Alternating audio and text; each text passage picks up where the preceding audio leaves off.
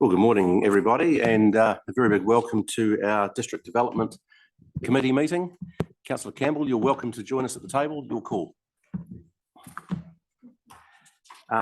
Apologies. We have an apology from Councillor Bell, and we have an apology for lateness from Her Worship the Mayor. Any other apologies?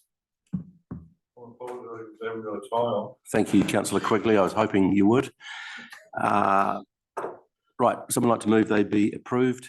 Thank you, Councillor Short. Seconded, Councillor Fadgen. All those in favour, please say aye. The contrary carried. Great. Councillor Underwood.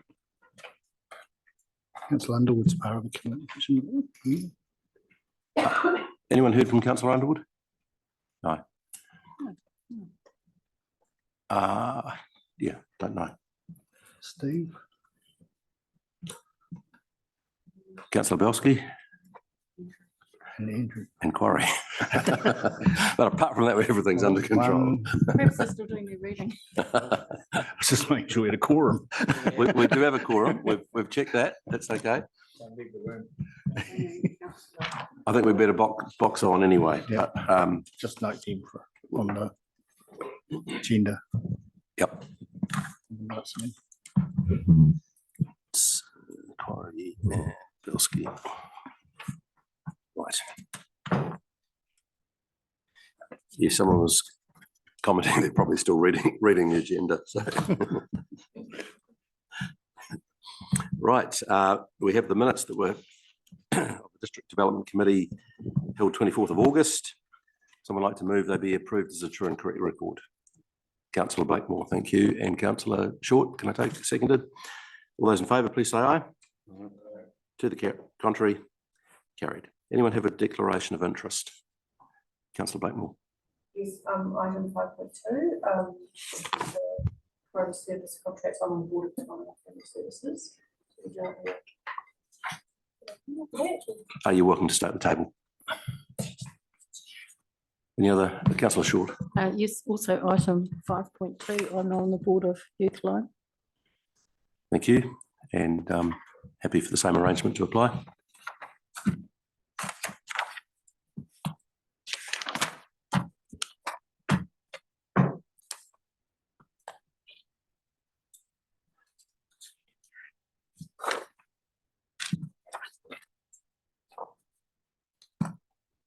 Right, we move into 5.1, presentations, and we have the CEDA quarterly update, July to September 2023. And who's going to lead that off? Jerry. Oh, We've got a general manager or? Yeah, Marie. Marie, sorry. Yep. Councillor Short.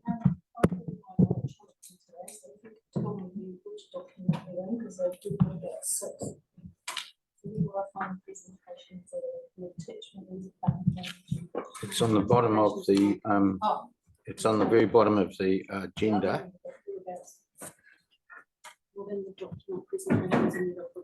No, it's on the it's in the teams. some of the presentations and the under the presentations document, and it's what at the bottom of the list of those. Would you want me to show? Yes. Right at the bottom of that, Councillor Short.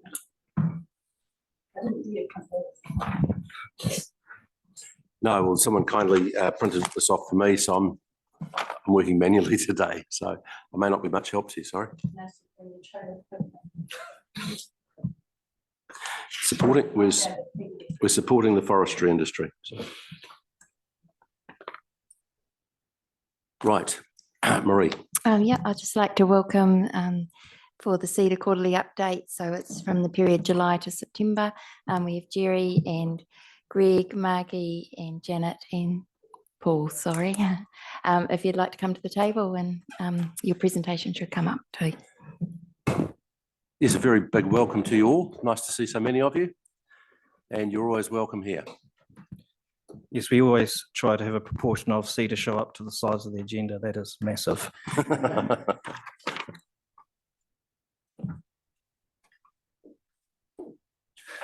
So welcome, Chair, welcome. Thank you for having us here today. It's really great to be in front of you again. It's always good to come and talk to this committee about what's going on. So look, just to refresh on why we do things at CEDA the way we do. So our goals, and these were refreshed, you might remember at last week's presentation of our annual report, we talked about that our goals had been slightly adjusted in our new vision statements for this year. So one is that Manawatu is renowned for its exceptional lifestyle, competitive advantages, and its magnet for investment, business, talent, and visitors. And we had a brief discussion about this last week with respect to how we position the region and the district in terms of its positioning as a sort of a hub for attracting visitors, businesses, and talent as well. Manawatu is a world-leading agri-hub, so the old version we might have recalled from last week had the number 3 or in the top 3 in it, and we've just changed that slightly because it's a more appropriate and broader definition of our fit inside that sector. And of course, one of our big ones in relation to Te Utanganui and Kawakawa Road and Turners Road is that we're a leading distribution hub that leverages off its role and its positioning in central New Zealand. So this is a regional goal for us. This is not just the CEDA role. And in fact, we refer to these as part of a New Zealand Inc. solution, particularly the distribution hub one.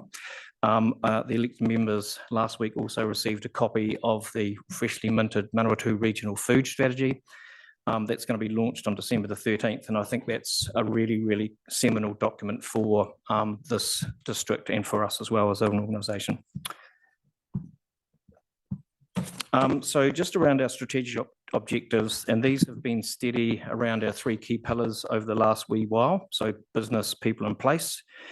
So we work across these. Our success is underpinned by our strength and our relationships that we build in these 3 pillars, and particularly with our regional, district and national partners. Our core objectives, programs and activities are all aligned to these pillars, to at least one of them at least, and are designed to create an environment and a stimulus that gives us good outcomes and that impacts the powerful economy that we have for the district and the city.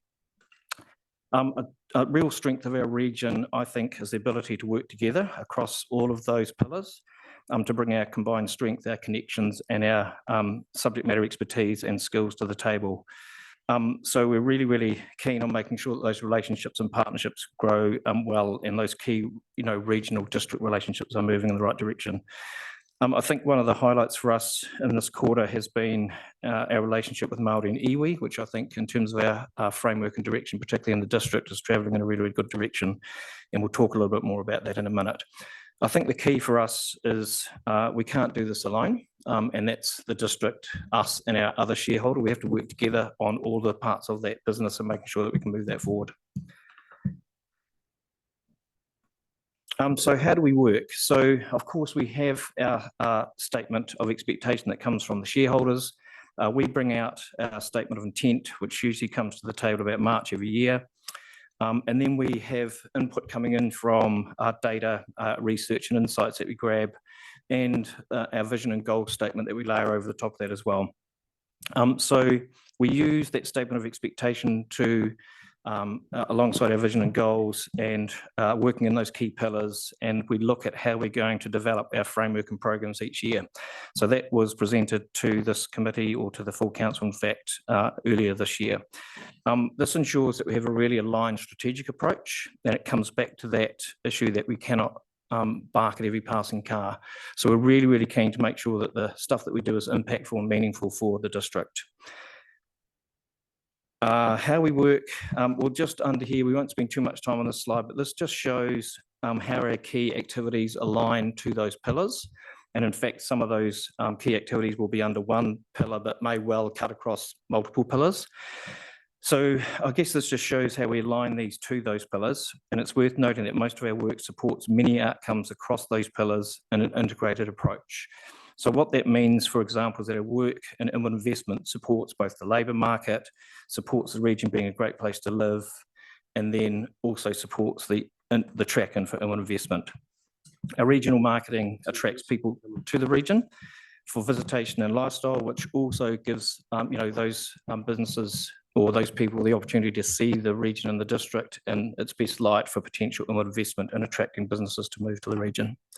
Jerry, if I can just interrupt, apologies for the flashing presentation. It's done deliberately so that we're partly watching and partly listening alternately. It's only on this. It's only ours. Oh, it's only our screen. Our screen's flashing on and off. I thought I was missing something. Okay. Bit of flashing. We are, Oh, great. but we're on and off all the time. So. So look, we did reach out to Lynn just to get some clarification on what other things you wanted to hear about, and that we were asked to give some more updates on Te Utanganui in terms of how it fits for the district. So one of the things that we did was there's been an absolute steepening up of activity inside this project over the last quarter. One of the things we've done is we've gone out and we've looked at the number of businesses inside Te Utanganui, and that was done sophisticated way of me getting in a car with one of our staff, and we drove around the whole precinct. There's 57 businesses inside Te Utanganui already. So one of the things we're trying to do with that is to dispel the myth that Te Utanganui is a strategic vision. It's actually already here. So we are making sure that people understand that that's its value proposition when you're looking at it in relation to the other key distribution hubs around the country. We had a fantastic KiwiRail initiated 2-day workshop a couple of weeks ago, which has been very, very good. What that's done is it's bringing to the table some more resource to have a program office or a program director who will be working on this project in a focused way. And I think that's really, really important for the district because it's going to work out how we interact with the district's ambitions around its own distribution and logistics presence. So I think for the district, that'll be an absolutely huge win. The imminent investment leads are really, really strong. We're having meetings all the time. I've just had another one pop into my diary next week, which is for an entity that's doing a lot of investment into Tainui's investment distribution centre up in Hamilton. They are looking to see whether they can come to our region and do some investment here as well. So there's some really, really cool things going on. The next tranche of land for this development's also been identified, which is great. And of course, as I said, we want to really target the links between Kawakawa Road and Turners Road precinct in terms of how does that all connect? What does the network of roading look like? How can we leverage off its positioning to do wet production, all those sorts of things, and make it a key hero part of the Te Utanganui story? So we think that that link to the district and the master plan will continue to grow those connections. As we talked about, the Manawatu Regional Food Strategy landed last Friday. And the cascade in order of getting that out was to CEDA staff first, the CEDA board, the CEDA lead team, and then to elected members.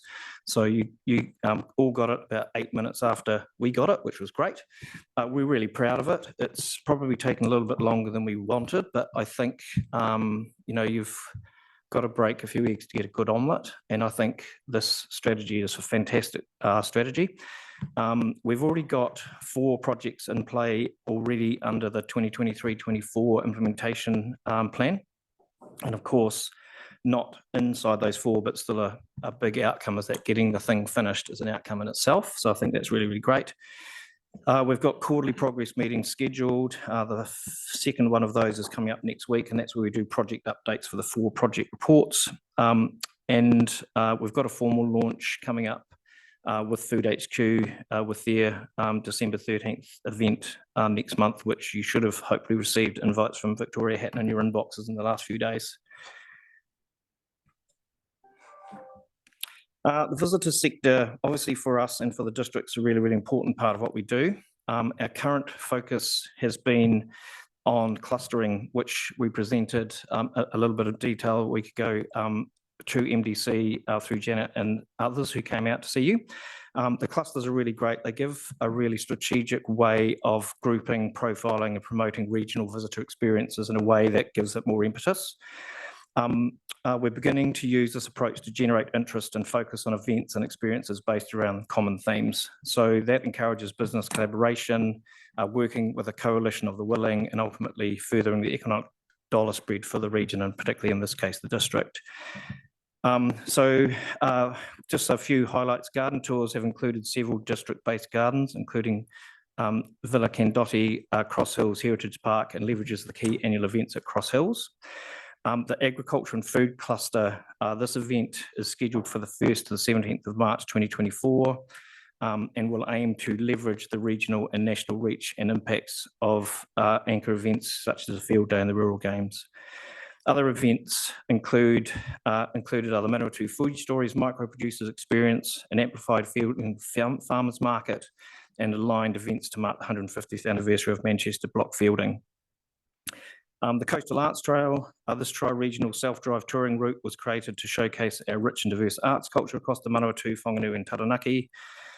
In the Manawatu, we're represented by 32 public and street art listings, of which 4 of those in the district and 8 gallery listings, including the Fielding Art Society. We had a PR campaign through May and June, which created excellent visibility for the Coastal Arts Trail on YouTube, TVNZ On Demand, and cinemas, on iHeartRadio and social media, and also an event finder. Tourism New Zealand recently completed a FMIL on the Coastal Arts Trail, which was also really well received. And recently CEDA met with the Fielding Arts Society to explore future trail opportunities. And the future of the trail was also the subject of a strategic planning session held with EDAs and stakeholders, with an action plan having been developed around that. Finally, in this space, the tourism sector standards, this is just CEDA helping businesses to understand what it means to work in the tourism sector and ensuring they have a good understanding of the minimum expectations of tourism operators. This is being achieved through continuing upholding of Coalmark businesses as exemplars of creating benchmarks and minimum operating standards. So Coalmark businesses in the district include Arwastone, Makorda, Rathmoy, Stewart's Dairyland, Equicoastal Retreat, which is provisional at Himatangi, and more to come. Finally, we are looking at a workshop being planned for the 20th of February this year, next year, sorry, which is going to be a really good chance to update the sector on trends and forecasts, upcoming events, and to share sector feedback, issues and challenges and opportunities for us. This will be the first of what we hope will become a regular, hopefully 6-monthly meeting arrangement. Just quickly on our iwi engagement. So Tainui is doing a fantastic job for us since he started at CEDA, and over the last quarter, his focus has been on building relationships with mana whenua in both the city and the district. Ngāti Kauwhata has 3 key statements that guide their approach in meetings we've had with Rāriti over the last few months. It's about pathways, not halfways. And I think he used the phrase that we need to build the waka before we cross the river. So we're in the middle of building the waka with them, which is great. Nothing about us without us, and that's key for us as well. It's about relationships and making sure that we have them at the table all the time before we make the ask. And it's transformational, not transactional. So it's working together to make things work well, as opposed to just exchanging transactional conversations. Ngāti Raukawa, we're working on them with hapu members from Te Reo in the valley, and that's a slower piece of work that's just started with Tainui, but we're really, really delighted with how that's working at this stage. Just on business and innovation, in October year to date, we've completed 160 engagements in our region, of which 35 of these are in the district, which is 22% of those engagements. Overall, in the last year, 3 businesses in the district have benefited from $61,200 worth of Callaghan funding. We've run a business clinic and fielding for all businesses, including those who entered the business awards. We had a high-profile judge at the business awards, which was Greg, who helped out with making sure that event was fantastic, and I actually thought it was a wonderful event. And of course, profiling the region, it's all around our approach to integrated support for our business sector. So we've going to show you a bit of a snapshot of what that looks like in a minute. And we're currently working on all sorts of things, including farms in Kimbolton who have added a flower farm, which is flourishing. I think Greg wrote that bit. So just a little bit around marketing, just a few snapshots of what we do. We're really keen on profiling sectors and making sure that we get that cluster effect of having really key messages that have cut through, rather than having sort of piecemeal things all over the shop. We've done key sectors. So recently we've done Ag First, Three Oak Organics, Proliant and Gyro Plastics. This helps tell that story of doing businesses here, what that benefit might look like, what the networks are and the successes come from, how they derive from the district and from Manawatu. And then that also, we can layer over the top of that through our storytelling, the added benefit of the lifestyle, what's the advantages of living in the district. And we use these in our targeted marketing effects, our media pitches and investment pitches to profile the region and the district. We like to keep them diverse. We like to, look across the sector and the life stage of that sector. We want to look at lifestyle, different whānau shapes, so kids, no kids, multiple kids, empty nesters, all those sorts of things to ensure that we have a comprehensive and compelling reflection on what the district has to offer. Just quickly around that, so it's pretty key to us that if you create a region where people want to visit, you'll create a region where people want to live. So that's part of our messaging around what we do. If you create a place where people want to live and work, then you create a place where their businesses would potentially want to invest as well. So that's really, really important as well. And if you create a region where people want to invest, then you have a place where people want to visit. So it's sort of like a self-fulfilling donut, which is really good. So last week at the presentation of our annual report, we had a brief discussion at the table around the region's value proposition. And we really worked hard at CEDA to build that consistent, cohesive profile of the district and the region that connects across all that we do. So we don't just want it to be a strap line or a tagline. We want it to be more about the enduring, what is it that's really, really good about being in the district. Instead of us or CEDA or the councils shouting about how cool we are, we let our people and places do the talking for us, and we've built a comprehensive website for that purpose. And that provides really cool images, stories and videos for stakeholders and businesses. And we really, really work hard to get the region and the district's unique selling points out there. We're well connected, everything is close. You'll have more time in your day and you can accomplish more, whether you're buying a house, starting a family or climbing the career and all those sorts of things. One of the things we are also very clear on is that we do have a city and district are very, very closely linked. And I think we cannot overestimate how each one of those sort of feeds off each other. So part of our narrative is we view the district as having a very clear position, but the relationship with the city can't be underestimated because some people work, live, work and swap through that, that channel. Relationships, it's been really, really great over the last quarter, particularly working with Lynn and Marie and Ross, which has been great to, grow the links between the visibility of CEDA inside the district. So they're really, really important, these relationships for us. So we have had a relationship with the team hot desking, but the hot desk is on a bit of a cold desk at the moment. It's being used for other things, but that nonetheless means we can frequent the local coffee shops.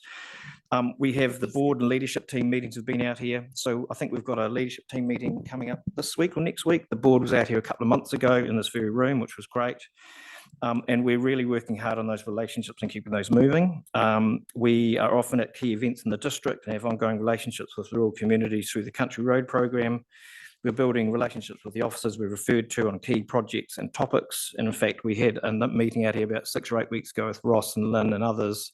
And we're working on 3 key strategic outcomes that relate to that project, of which 2 are already in train and 1's about to kick off. So I think we're doing some really good work in that space collectively. Follow-ups, just from, it was really timely to have last week's meeting at council to present our annual report where a few things came up. Just one that was raised was around the mayoral task force for jobs. I went back to the office and I knew we'd had conversations in this space before, which we did last year with Emma Anderson, who's the Local Government New Zealand overall coordinator of this program. We linked through to Wellington and we're looking to move that forward, but it sort of went into a little bit of hiatus, but we've picked that up again and we're going to follow that mayoral task force for jobs piece of work up.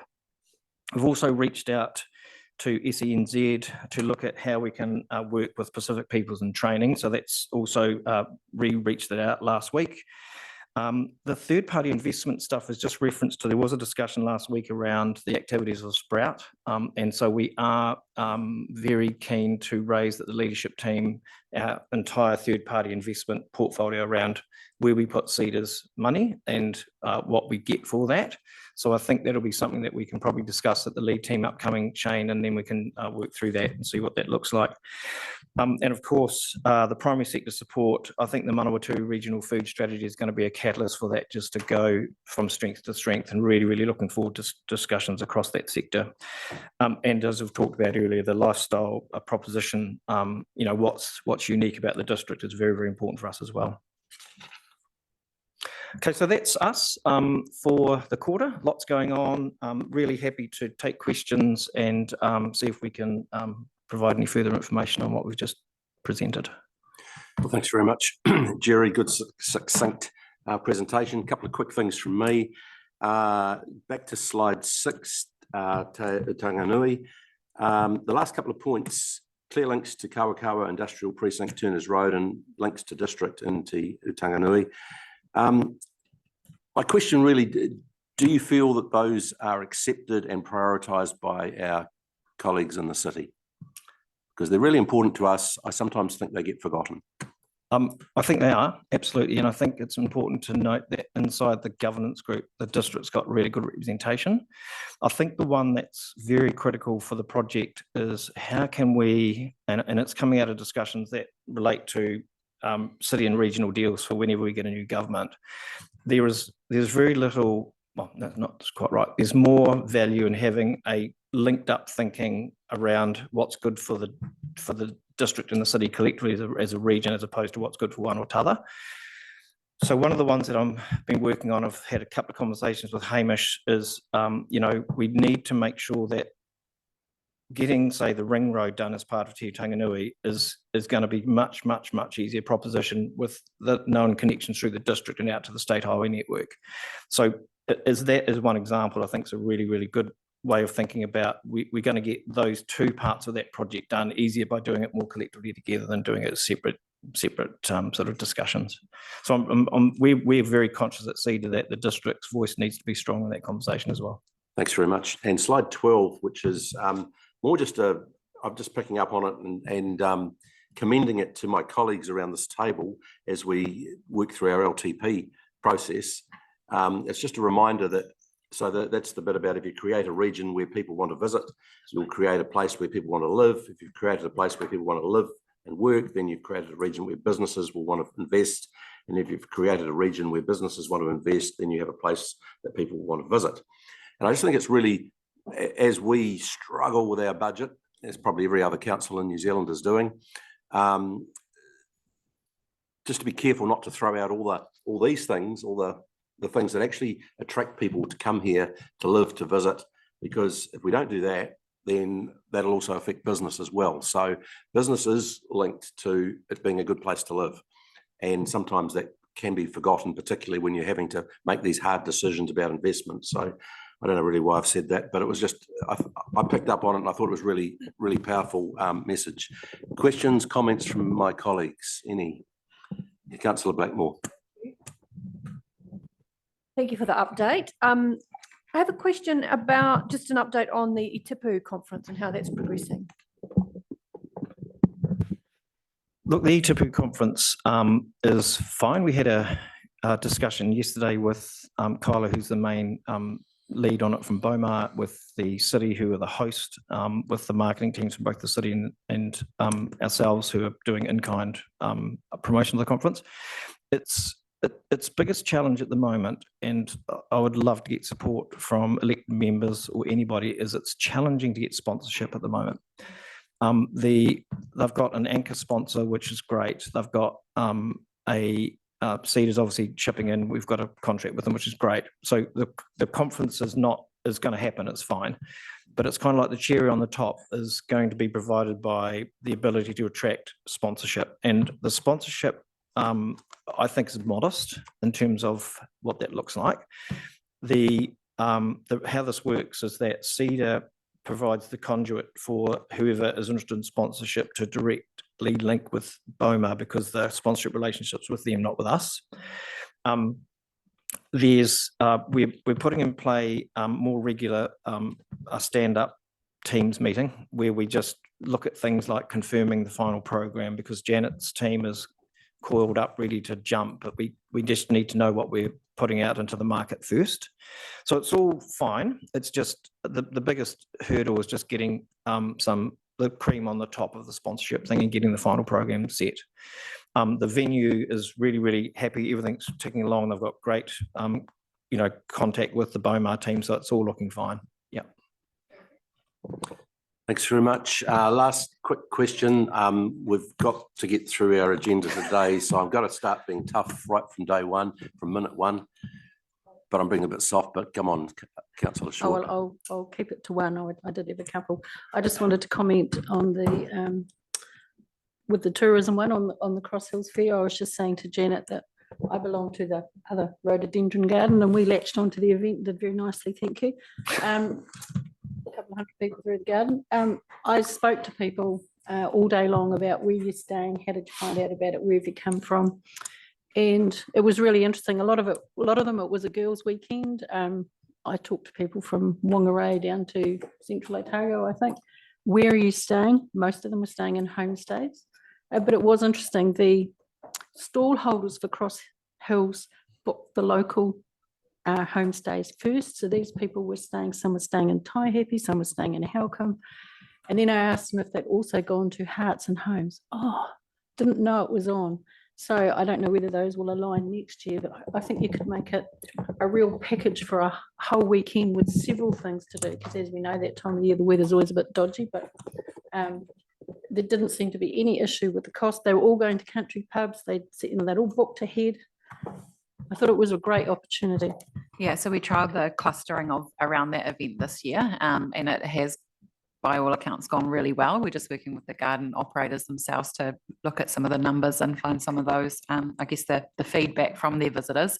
With some of the people coming from out of town, a lot of them have booked 6 months or a year in advance already. So we use this as a bit of a pilot for how we can look at doing it next year, and potentially if the events align, or even if they're bookended a week or two apart, I think there's still a really strong opportunity because they're all high spenders and ready to open their wallets. Even had a lady from Christchurch. She was determined. She was going to find a plant that would fit in her carry-on because she's that kind of a girl.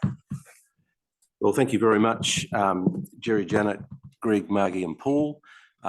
Really appreciate the presentation, really appreciate everything you do for us. It's great working with you, and thanks for coming along today. Cheers. Now we're going to welcome Age Concern New Zealand, Palmerston Northern Districts, Marion Dean, I understand. We'll do it afterwards. We'll just take a short 2 minutes. Oh, sorry, we are going to take a 2-minute break to try and fix some IT. But come and join us at the table, but we will, and this won't count for part of your 10 minutes.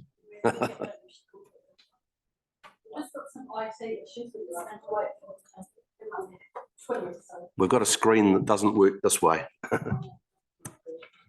Well,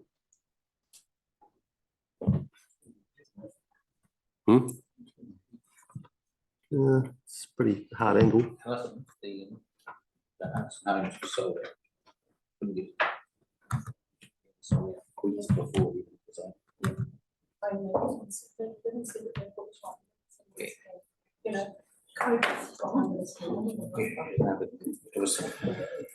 So we're going to be moving into 5.2 priority service contracts, 12-month accountability reports. We have 1, 2, 3, 4, 5, 6, and then a morning tea break, and then another 1, 2, 3, 4, 5, 6, 7, 8, 9, 10, another 11.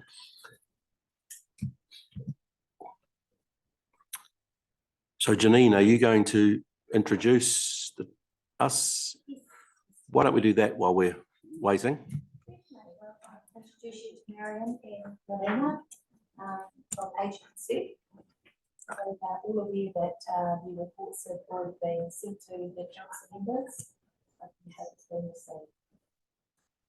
Kia ora. Thank you very much for inviting us here today. I brought along my colleague Marina Ponga, who's our social connection kaimahi, and She's been doing great work in the Holcombe Valley. She's going to, if you don't mind, would you like to look at page 10 of our magazine? Could you pass those out? So thank you for your support. We really appreciate the support of Manawatu District Council. And you've got, if you have any questions about our visiting service, which is what you fund it for, please question me. It's a great service. If you look at the comments in the narrative report, people are really, our clients who are socially isolated and lonely are very positive about the service.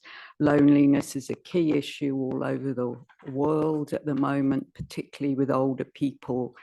And so we appreciate your funding to keep it going. This year, I was able to employ Marina, who whakapapas to Holcombe.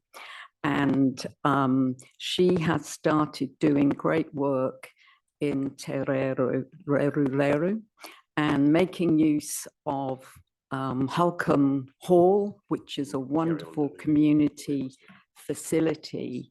And she started organising kai and kororo there weekly on a Monday, and we have an exercise group there. And when it started in May, we invited, or Marina invited, people from all the marae communities in Manawatu district, plus people who live in or close to Holcombe. So would you like Marina to speak a bit about that? Thanks, and welcome Marina as well. Thank you. Yes, born and bred in Fielding. I was a Serang prior to marrying, so and live in Palmy. With the marae communities, they can be very territorial, as you can imagine, and hapu-wise, marae. But because we work in the Holcombe Hall, which is a great facility, I know it's owned or managed. I know it was about to close at some stage. I'm so glad it didn't, that we're still able to utilise the hall. It's a beautiful facility. So those coming from the marae, those kaumatua, it's a neutral venue. It's not like going to anyone's hapu or marae. So it's a wonderful venue to have. And they come in their numbers. So we can get anywhere up to past 20, 22, 23, down to 14, 15, depending on whether they've gone to a tangi or they're not feeling well. But a great opportunity, and they do thank Age Concern for taking something to them. One kaumatua said, we're the ones who always have to travel to Fielding or Palmy to access any service. No one ever comes to us. So they were very grateful for that. So we do have our get-togethers. We've had kaumatua Olympics. We go on excursions. And so it's getting them away from living isolated, living in their little pockets, isolated from everyone. And that seems to be a model that we want to take as well. Living in our communities. Oh, we ran out of juice. That's okay. But that was me. If there were any questions, you could, yeah. Thank you. Councillor Short. Marina. I'm actually from Holcombe too, so I'm hearing some very good things about kai and kororo. My good friend Jeanette goes. Oh, yes. And she told me all about the Kamatua Olympics. What you forgot to say is 30 teams competed down in Otaki. And, They did. And where did your teams We get? came first. Second, wasn't it? It put us on the map. Yeah, no. Slightly disappointing, I guess, but not bad. I saw a video of the flag ceremony. It was amazing. Yes, it was. Thank you. Congratulations. Yeah. Thank you. Any other questions? And something else we've done, which is based in Palmerston North, is we're working with the with the 2020 Trust to deliver digital inclusion workshops to Kaumatua, and they have funding specifically for a project called Kaumatua Connect to deliver to Kaumatua, to the Pacifica community, to people with disabilities. And Marina is our tutor for that, and people work on tablets, and it's a modular program, etc., etc. We're piloting this for the 2020 trust. But what happened was the first workshop series, a number of people came from Halcombe Valley, and the Māori wardens provided transport at no cost to get them to our offices in Palmerston North. So I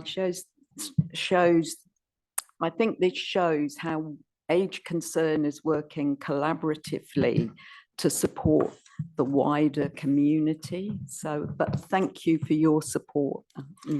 Thank you very much, Marion and Marina. Really good to have you here, and thank you for the great work you do in our community. Great. Yeah, Shane, do we want to take a quick break? Just a quick, while we just fix this screen. 1 minute. Welcome to our guests. We've just got a technology hitch. It's one I can't fix. Quite surprising, really. Not really, no. But you know what level 1 support is? Turn it off at the wall and start. It's your level 1 support skill, isn't it? Yep.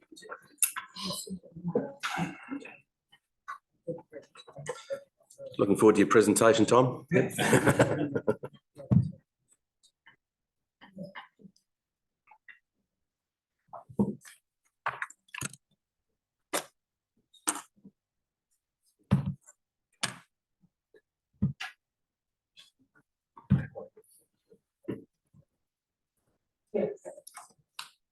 So next up, we do have the Awahuri Forest Kitchen Park Trust. So we welcome Jill and Linda.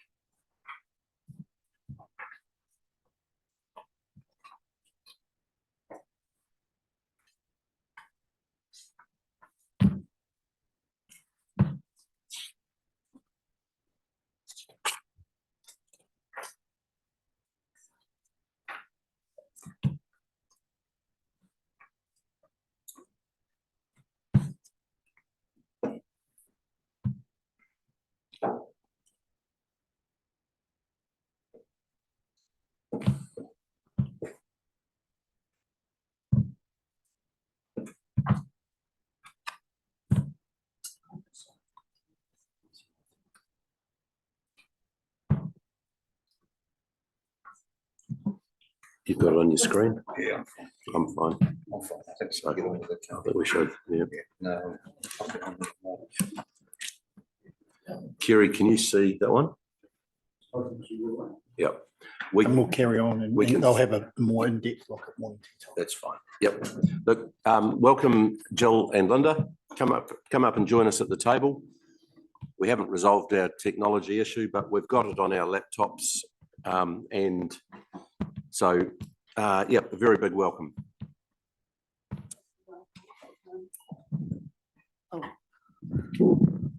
Thank you, Michael. I think there's some new faces around here that we haven't spoken to before. Awahuri Forest Trust is a CCO of this council, and I'm very pleased to introduce Linda, who will talk to you about how your grant has been used for our education program. Thank you, Jill. Welcome, Yeah. Linda. So, excuse me, I'll do my best. It's a bit croaky, but I hope you can hear me okay. I believe the success of the program that we run at the Forest is due to a whole lot of people, a great team, and the willingness of schools to come and learn about what we've got on offer.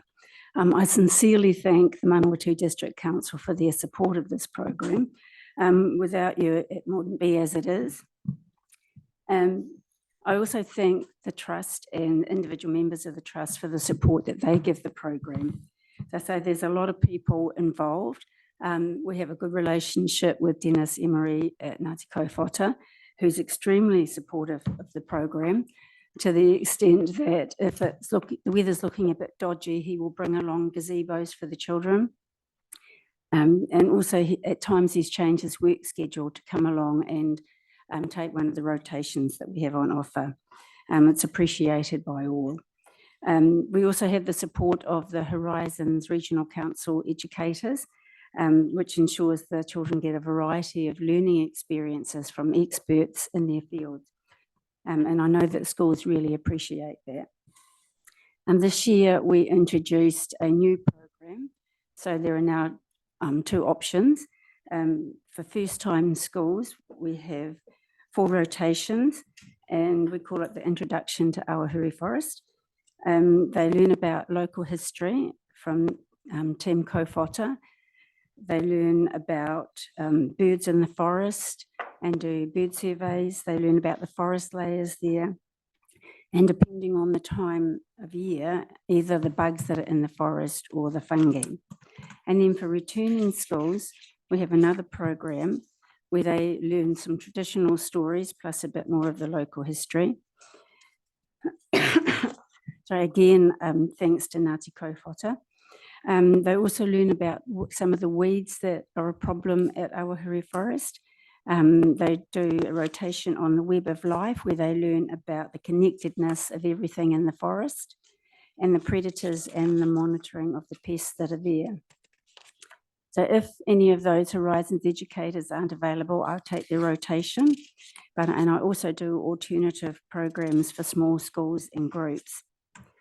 So from the period from July 2022 and June 2023 was a really busy time for us. We had 18 school visits. Some of them were large groups, and Ngāti Kaupōta and the Horizons team were in attendance, and some of them were smaller ones where I took the group, and then on one occasion, Bessie from the Trust and I both worked together with a group. The visits have been from 9 of our local schools. In the last year, we had North Street, Hiwanui, Newbury, Fielding High, Manchester Street, Lytton Street, Bunnythorpe, Taunui and Sanson schools. Some of these were whole school visits and were done over several days, and some of them were just smaller that came on the one day. We try to keep the groups a manageable size, so the best size is about 15, but 20, 25 is our maximum. I acknowledge Mike Stone, who collected and collated, analysed the data from the feedback forms that we give schools. Now, while they're asked to, and we explain why we want them to give us the forms back, not all schools do, but verbally, the lead teachers on every visit have been really positive, and several of them have requested return visits either the second half of this year or for next year. I talked last time a little bit about a pre and post visit document that I've been working on for schools. So that was completed between July 2022 and June 2023, and it's been updated over that time. And they'll continue to be updated. For example, there's a new New Zealand curriculum that'll be out before too long, and so that'll mean changes to that document. I have been with schools in the forest who have taken parts of the document and have been using that. That it includes areas that they can work on before and after their visit around the history of the area, science, and that's the ecology, our social sciences and the arts. And last time we also talked about the Awahuri Forest Kitchener Park book that we had created for children, and some of them had been sold. We know that's being used at the forest by schools and preschools because I've been with them when they've been doing it, and I didn't realise they were going to be using them. There are still copies left, and we are gifting them to schools when they come on their visits from now on. I've talked previously about Rose Schmidt, the young woman who made and positioned the Weta hotels. She continues to monitor them, so this will be her 3rd year. She's now at boarding school, so they're only checked when she's back in the area. And then she gives me the data. What we're noticing is that the Weta use these as a hotel, as called, rather than a permanent residence. She also records anything else that are in the hotels, whether it be spiders or whatever bugs, whether they're dead or alive, just to keep a check on how they're being used. And I think all of these things that we're doing is before hugely thanks to the Manawatu District Council for their support. Jill's got a few things to say. Thanks, Linda. Thank you, Linda. Just to bring you up to date, you'll be aware that we were awarded, I think it's 9,000 trees to commemorate King Charles's coronation, and we had a lovely day. Michael made a wonderful speech. Thank you very much, Michael. And we had 200 school children planting trees, and we gave them all a poster of the seedlings, and then they were taken around the park and shown what the tree grew into. So all the children went away with one of these posters. And I'm very pleased to announce that as of Tuesday, our education program went international. We were approached by Massey, Professor John Sharman, to host a group of 15 Japanese students from Tokyo University. I can't pronounce the name of it, so Tokyo University will have to do. And we took them around the park. We talked to them about the well-being and the health properties of the trees. I did. Bessie talked to them about weeds and various other things. And they were just a lovely group. 2nd-year students, environmental science is their study. And it went so well that Professor Sharman would probably like to bring another group back next year. That, of course, depends on whether the trust is still in existence, because we are under review and it's been for a year now and we still don't know what's going to happen. So I have to say that I hope you will think kindly of us, because these sort of programs are invaluable and they're a real feather in the cap of this council for supporting. Thank you. Thank you, Jill. Thank you, Linda. We hear your comments at the end. I completely agree. What a wonderful day we had a month or two ago with the coronation plantings, etc. And what a neat project that was with the children from school. So well done. Thank you for the work. Thank you for your report. And I think we probably just need to thank you. Yeah, thank you very much. Thank you.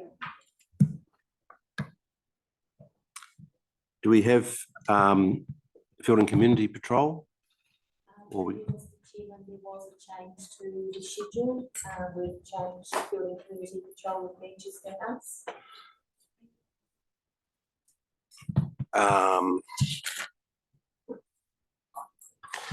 Okay, I don't have that. No. No problem. We can. Copy, Mr. Chairman, because it's on here. Thanks. Teams one, is it?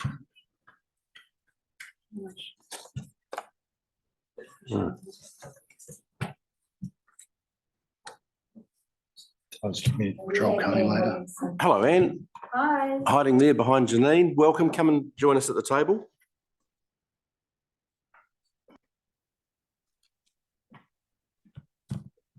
And thank you for your report, which, can anyone tell me what page that's on? 169. Thank you. We look forward to hearing from you. Right. I was concerned that the narrative really doesn't show what Manchester House actually does when we actually look at the statistics coming through. So I got Belinda to do a heap of pivot tables, which I don't like and I'm not very good at them, and she's an expert. So we converted some of the data, which you can see on the screen, which is far more useful for you than certainly a whole lot of figures. So counselling, interesting. So we've had a few issues. We had one of our counsellors who retired actually in April, May of this year, and we've had are still having I'll struggle away. an issue about employing another counsellor. Counsellors are few and far between on the ground, especially if working part-time. So we do have next year a practicum counsellor coming from Weltic. So although our counselling numbers, I feel, are not as great as they could be, and we've had to obviously have a wait list and keep that wait list restricted as a result, because we just simply don't have those staff hours. Counselling is busy, as you can imagine, in this day and age. We are asking people to pay a donation for that counselling, especially the ones that don't fall under any form of contractual agreement.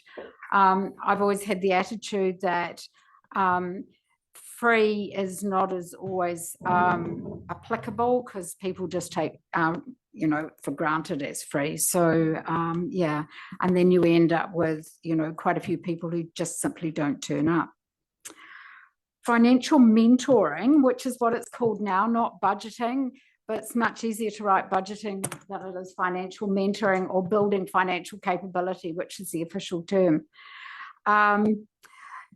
As we knew from past years, that was always going to increase dramatically. And certainly I know that this accountability is for the year ending 30th of June. Those numbers have certainly increased dramatically in the last 6 months. Yeah, and I think those figures also show that that energy payment that comes in around May and then goes in October, which is roughly $20 for those who are on your national super now, has a huge effect on people's budgets. So it just goes to show, you know, people really are struggling, and when that comes off just prior to Christmas, there are enormous issues. Food relief, that's a real biggie, and of course it's enormously interesting.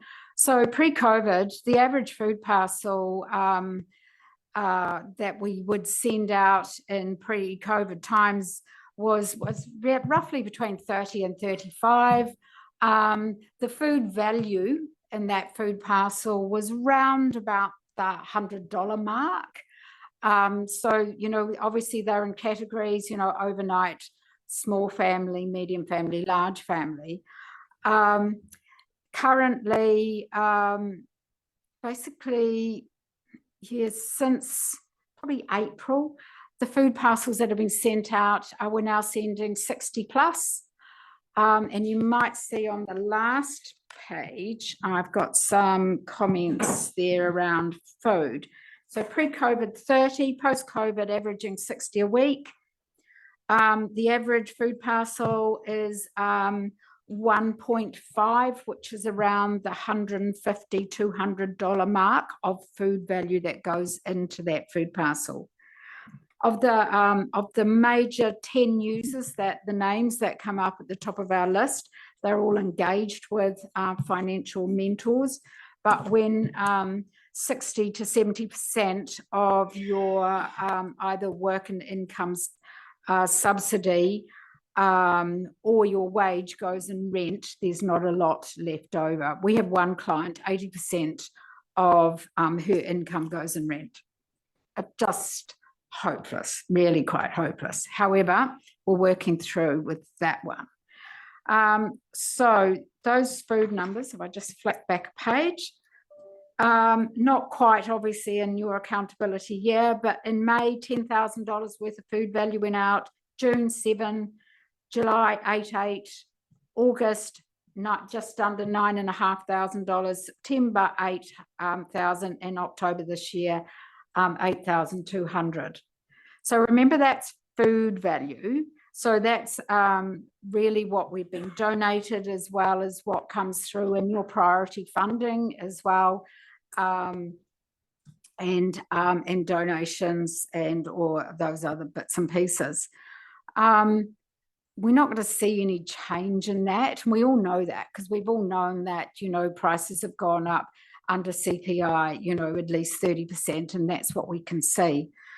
We are very conservative, I could say, about handing out food parcels. We have a rigorous discussion with our clients. And obviously, when we were going through the pivot tables, names that perhaps somebody might be under 4 different names. So, you know, those sorts of things have been sorted out, and we're trying to make sure that whoever is actually seeing that client, we get to the bottom of actually what their name is. So that's always an interesting bit of a consideration.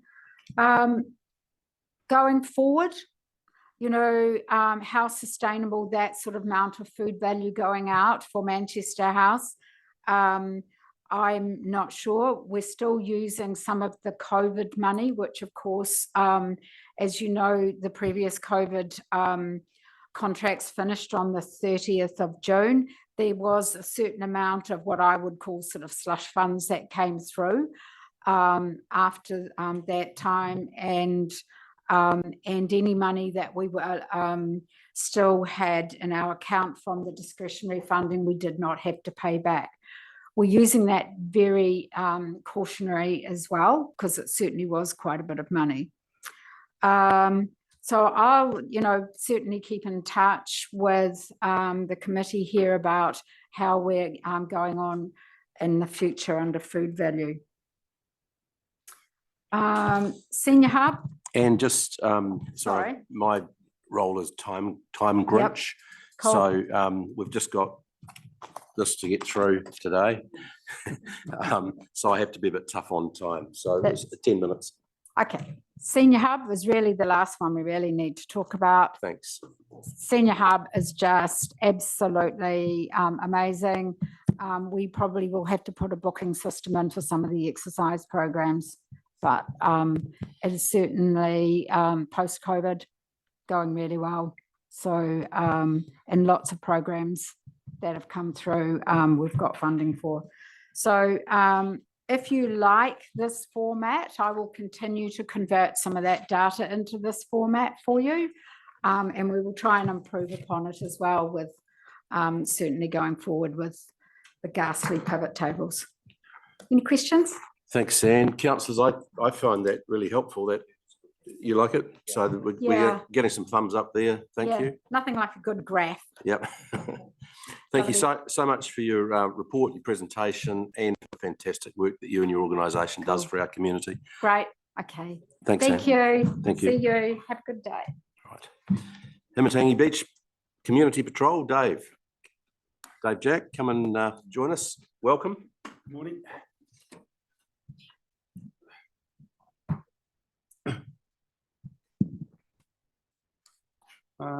Well, first of all, I'd like to say thank you for funding and the use of the car. It's greatly improved our capability in being able to patrol, and being a diesel has reduced our fuel costs. During this reporting period, we've maintained numbers around the 10, 11 mark. Unfortunately, our two founding members, Renee and Renee van der Wert, they had to resign to move to Wanganui.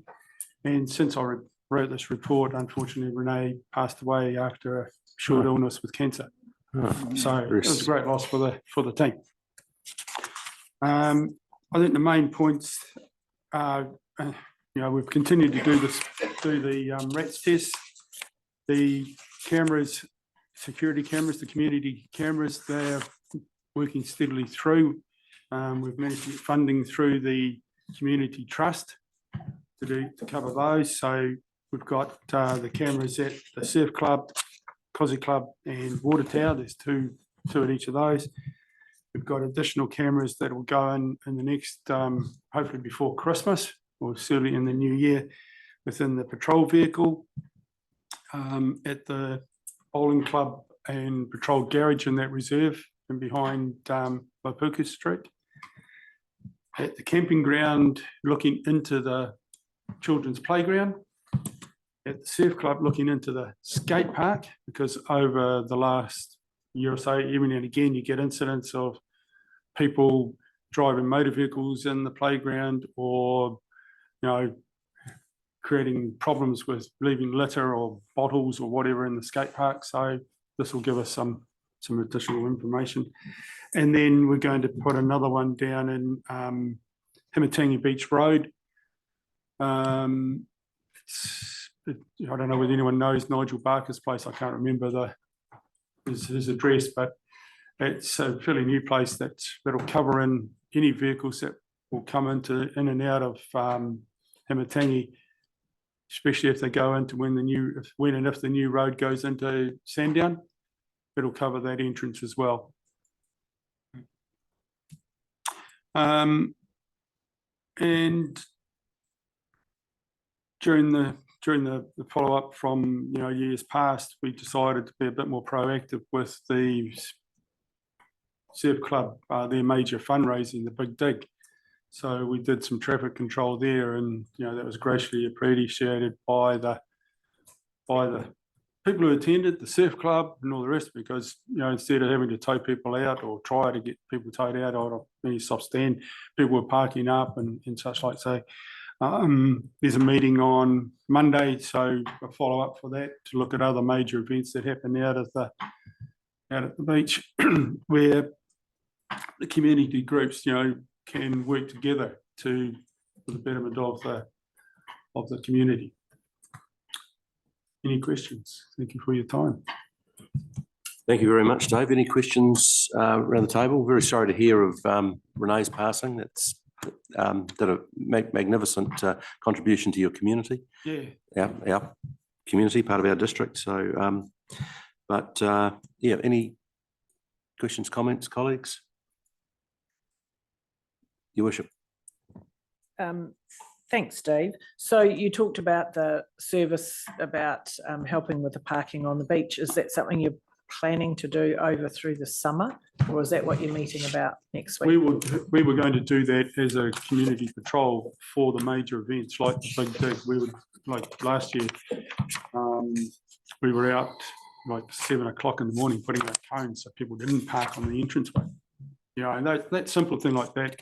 Then we set up, we had the vehicle right at the entranceway saying, people coming in normal sedans, park over there, don't bother going down. Yeah. And then we had a team down on the beach actually organising the parking. So, it still maintained access for emergency services. Yeah, no, thank you. And people overlook the fact they think they can just go to the beach and park. So thank you for that service. Very good. Thank you. Thank you very much. Keep up the good work. We really appreciate it. Thank you. Thank you. Brian Guy, come and join us at the table. Welcome. Thank you, Michael. Manawatu Historic Vehicle Collection Trust. These are good news stories today, aren't they? It's a shame. Once upon a time, we would have had a local reporter sitting in the back there reporting on all this good news. And so I hope that the council can get this message out, because, listening to some of the others, it's fantastic and great that support you give, not only us, but the other groups as well. And of course, they're so diverse. But I was hoping Doesn't look like she's coming. I was hoping to have a colleague with me this morning. And so Brian Guy's my name. There's a few of you here that I don't know. So I'm the chair of the trust that operates the museum. And Sandra Hardy has been our treasurer for the last 5 or 6 years. She's put these reports together mostly. She's retired, and Glenys Taylor, who is also a trustee, she's now become our treasurer. So she was going to be here, but she might have got held up. We've had a change of some trustees this year. We had our annual meeting recently, and David Stroud, a long-time trustee, is also retired. He's been one of the founding trustees, so long time that he's been involved. And so we've taken on a new guy by the name of Tom Fitzsimmons, who you may not know. He's come from out of the area and got very involved in the coach house. Last time I was here, we reported about some of our volunteers getting older and passing away, and it's unfortunately continuing to happen. So we've had 2 ex-trustees pass away this last 12 months, but also just last week, we got a funeral tomorrow of Ron Tunnicliffe, who again has come from out of the area in the last 3 years, retired. I think he might have been in the Air Force once, part of his career, but thrown himself into the coach house, and his wife as well. But unfortunately, she died a couple of years ago, and then he passed away last week. So a bit sad that we're losing some of these people, but new volunteers are joining, so looking good. Financially, we're doing better now. We're sort of getting back to some of our visitor numbers prior to COVID, and certainly our income's increased because we've increased the entry fees and getting more overseas visitors that we're noticing particularly. We've got a couple of new billboards going up on Kawakawa Road, so that's helping our income. So we'll have 5 of those up there before too long. That's making quite an increase in our income, and a lot of events happening. For the financial year, I think we counted 72 different events on at the museum. So that's, functions, so all sorts of different things. And most recently, we've had a Boys and Their Toys Day. So here I introduce Glenys Taylor, who's our treasurer and also trustee. Welcome, Glenys. So we had a Boys and Their Toys Day recently. So people that weren't involved in the museum came along. So they had all sorts of things, from Meccano to motorbikes to vintage cars, and that was quite successful. We just sort of did that for a trial. It wasn't necessary to make a whole lot of money out of it. I think we might have made maybe $1,000, so not a big money maker, but great for awareness. And we still struggle with people in fielding that still don't know that we exist, so we're working on that. But there's a good group of volunteers that help, and our numbers are still well over 120 volunteers that are helping out. So Thursday Smoko has a big impact on a lot of the older folk, particularly the men. Becomes a real social event, great for mental health and all those sort of things. But and just that fellowship that they have together once a week. But I'm happy to answer any questions rather than take up a whole lot of time just rambling. Thanks, Brian. Questions of Brian or Glenys? Councillor Short. When I drive past, I always see there's a camper van or 2. Is that going quite well? Yes. So we're what we call a pop-up place, is it? For camper vans, and so we try to limit the number of nights that they stay. They're pretty good. We did have 1 or 2 guys, particularly through COVID, that made it their home for a fortnight or so. But no, it's surprising how many camper vans do come through there. Although I guess it's great for them for security because they feel safe there. But when I go down around Tamona Park, I think that's a much nicer place to go and park your camper van. But we do get a lot. And that that's another network of spreading the word about the museum as well throughout New Zealand.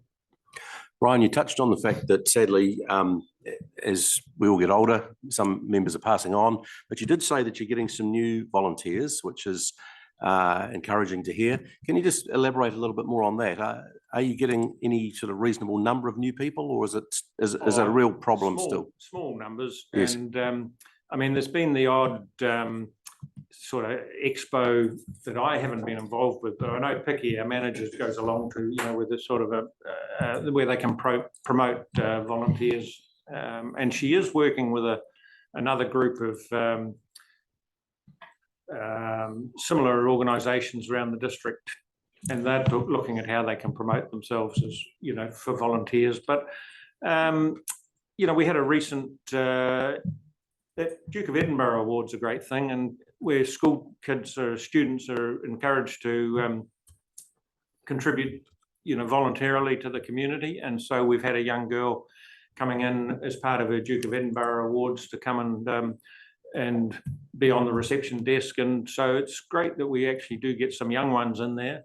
But mostly it's people that have just retired and looking for something to keep them busy. I guess often it's men that their wives are keen to get them from under their feet before they stay home and don't know what to do with themselves. But it's still, smaller numbers, but regular.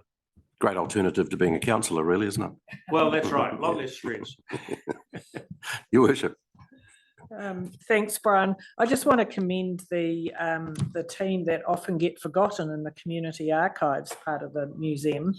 I've had the pleasure of working with some of them as we're getting ready for the 150th celebration.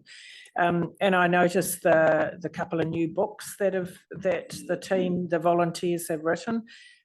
Outstanding collection of local history that these people, volunteers, have put into. So if you really want to read a really easy read with some of the local history is fantastic. But the work that the community archives do often goes unnoticed, and we often, you'll say to people, go down there, they'll help you with, and the volunteers super friendly, happy to help, couldn't be more helpful. Yes. So thank you. Yeah, no, they are good. In fact, one of the Denise Kenley, she's involved there, and she's actually in the Chatham Islands at the moment. They've formed a link with the Chatham Islands Museum, and I think it was through Te Papa. And because of the way they do the archives and fielding and the system that they've gone over to the Chatham Islands. I think this could be her third trip, I think, to, I'm not sure whether this might be a personal one, but where they've gone and helped them set up their museum in the Chatham Islands. And the books are really good. I can commend the latest one. It's a rewrite of Swamps, Sandflies and Settlers, and it's a history of families that settled here. It's about almost double the size of the original version, I think, which was put out now I can't remember, 20 years ago. And then they've been writing these, Marilyn Whiteman's had a lot to do with these early homes and fielding. So before 1900 was the first edition, and I think she's working now on another, I think they've got about 6 volumes they want to publish. I hope she lives long enough. They're doing early businesses and fielding is the next volume. And so, they're really good. And I did mean to say too that a couple of events coming up. We've got a opening at the beginning of December of a art exhibition. So something different. We've had a few of these art exhibitions. So again, attracts a different sort of clientele, if you like. Graham Christensen, local artist, is exhibiting, and that'll be there for a few weeks. And next March, we've got the quilters with their exhibition. I see they've just got their sign up at the entrances to fielding at the moment too. So that's a big one that they have every 2 years. Numbers to the museum, I see just under 10,000. How does that compare with your targets, goals? Well, our target has been 10,000, but we sort of cheat a bit because it counts everybody that comes, and so it's also included. So that's not paying visitors. Yeah, that's so fine. What we really want is the paying visitors to be 10,000, but it's getting back up there for sure. Great. Well, thank you very much for your report, for your presentation, and for the wonderful contribution to our community. Well, thank you, and thanks for the funding. I mean, it really is appreciated, and I think the volunteers feel that they're recognised when you get the support that we do from the likes of the council. So it makes them feel like it's worthwhile that other people recognise it. So thanks very much. Thanks, Brian. Thanks for taking up the job, Glenys. Great.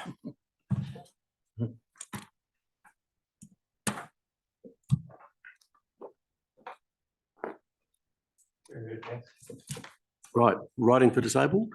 Yes, and who do we have today? We have Nikki? Instead of Harvey. Right, didn't look like Harvey, no. I'm Harvey today. You'd rather Well- go to RDA and help with the kids. Welcome, Nikki and Lynn. Good morning. If it's green, it's good. Green is good. Green is good. Good morning. Morning. Thank you for this opportunity to speak to our report again. Lynn Jensen's our treasurer. She helps with the rides and she's the general go-to. She's been involved with RDA for longer than I have. How long now? Over 20 years. Yeah, there you go. So an absolute treasure. And she's not popping off or dying soon, like I was listening to the last lot. Good to hear. The core purpose of Manatee Riding for Disabled is to provide interaction with horses to improve health and wellbeing outcomes for people experiencing disability or who have specific challenges or needs. We aim to enable and support disabled people to achieve good lives, including meaningful participation in and contribution to important life activities and roles in their community. It's been a productive year with growth and many ups and a few downs. We've been successful in increasing the number of active trained volunteers during the last 12 months. We have about 75 people on our roll. Unfortunately, the revolving door comes into operation during the winter with people either being sick, moving away, gaining employment, or simply deciding that RDA is not for them. We know that the cost of fuel has impacted on some people's ability to travel to Manatee Riding for Disabled. We have people who come actually over from the other side, over from Paeatua. We have people that come down from Taihape. It's quite a wide catchment, so those sorts of things really come into play. We have tried and have been unsuccessful in getting sponsorship for things like fuel vouchers. Between 4 and 6 new volunteers sign up each month. In November and February, we take on several Massey veterinary students requiring training for their degree in how to look after and handle horses. Our therapy horses are great trainers. Every person new to RDA has to undertake police vetting, induction, and then training. This is very time consuming, requiring good computer skills now. So we recently employed a local person for a few hours a month to undertake this role. Our coaches place at least 4 new children from the waiting list onto the ride program each term. The demand for placements fills our list again shortly afterwards. We have 12 children and several adults currently waiting for places. Coaches will be developing an unmounted non-riding horse contact program for 2024 for adults with disabilities. Basically because we can't maintain large enough horses for some of these adults to actually ride. So we're taking a different approach, which helps build confidence really and different skills. Sometimes it's really just hand-eye coordination, awareness, but generally ends up with confidence and resilience. So we think that it will be a worthwhile program. Unfortunately, recently, our newly trained coach decided to move on at the end of term 3, leaving a gap in our coaching department. We have successfully recruited a new staff member who's commenced the national level 3 coach training this term and is partially filling the gap that's left. As we near the end of the year, we will assess the need for a 4th coach to take up extra sessions next year to better meet the demand. Like every other non-profit organisation working within the community, we're struggling with increased costs in every area of the operation. Insurance, horse feed, wage costs have all gone up significantly in the last 12 months. It's important to understand that RDA provides more than just pony rides. Our volunteers and families witness the positive changes in the lives of our participants on a daily basis. The committee works hard to maintain subsidised ride fees to ensure that we can include as many children and young people as we can from the community with the resources that we have available. Our committee considers itself very fortunate to be in a rural community who understand our work and provide support and help with property care, hay, and of course helping the children.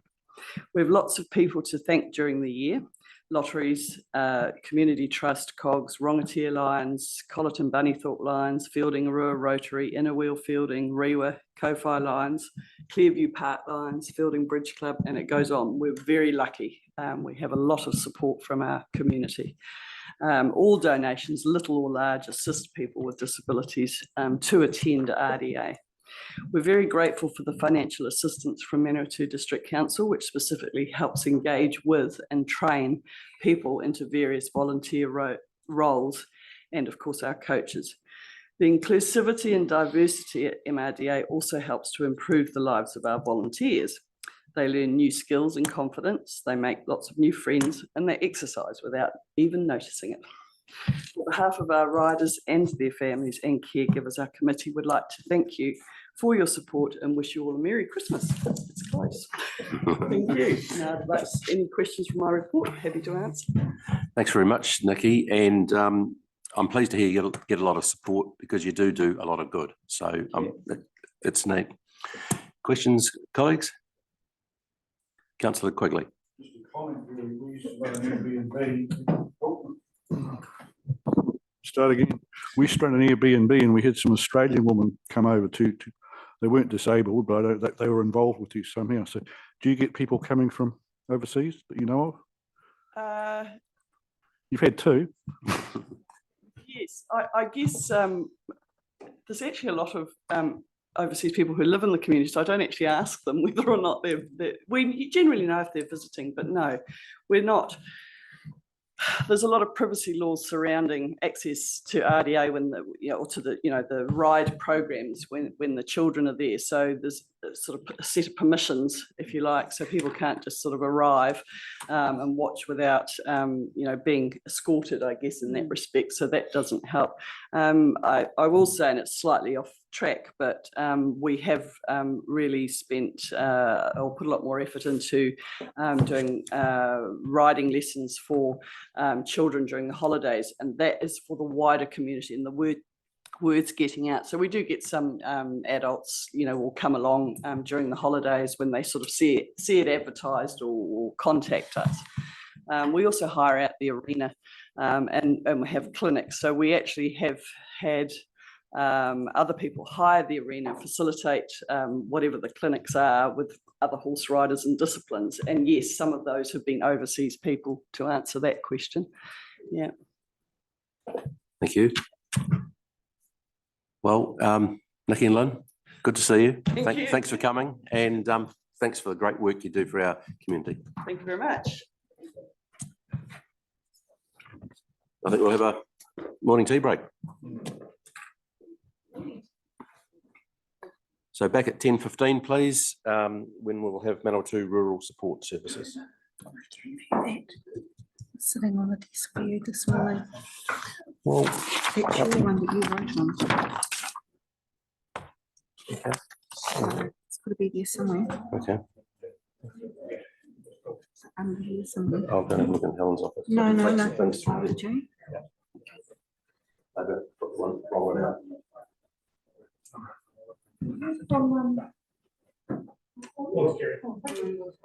Okay, mate. Welcome back. Yeah. Welcome to join us at the time. No, I don't know why you're up to this. I'm doing my bloody sillies today. I'll come and have a cup of that.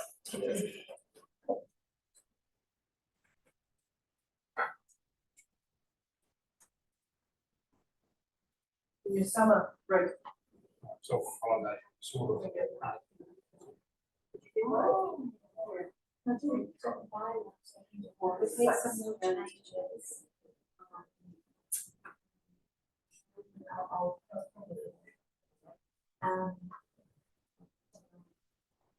the, this is super saving.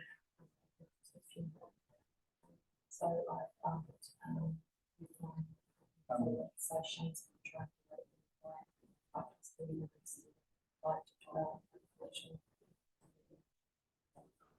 These, this one.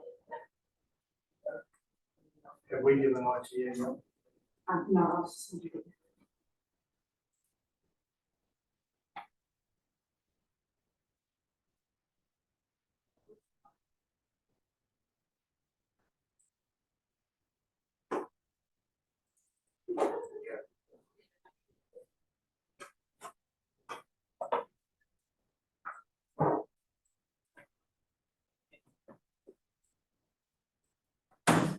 Still Casey used to that.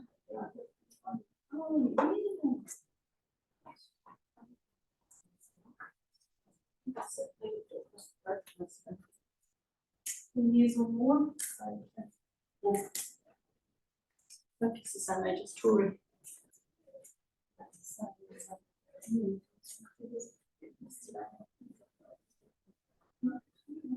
So it's a medical route. So she studies at Mason.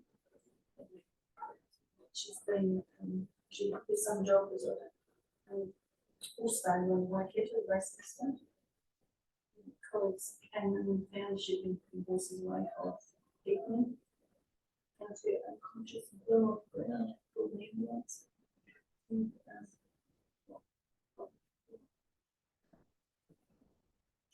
They're not sure what's caused it, but they said it was a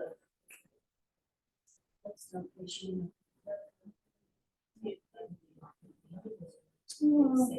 So, Ben was saying that they haven't found anything but these things that they sent back, so the scan seemed to send for testing and see if they can get more outside.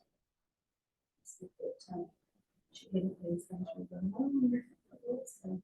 And she's not right, she went to the doctor, just for a checkup.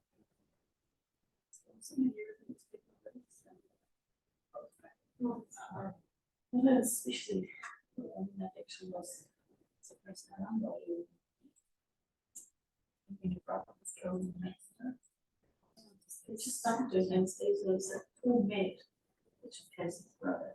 He was in Queenstown. He was the right he had a conference in Queenstown. And rain to tell us that we had to get to Hamilton. So he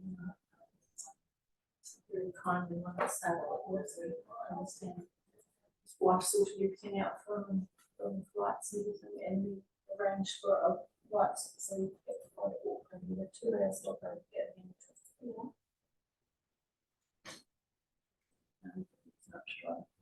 And she got one of the rights and Auckland staff to come sit with me.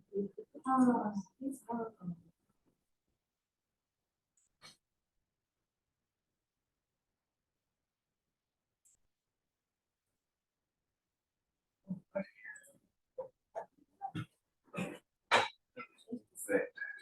Just pull it out.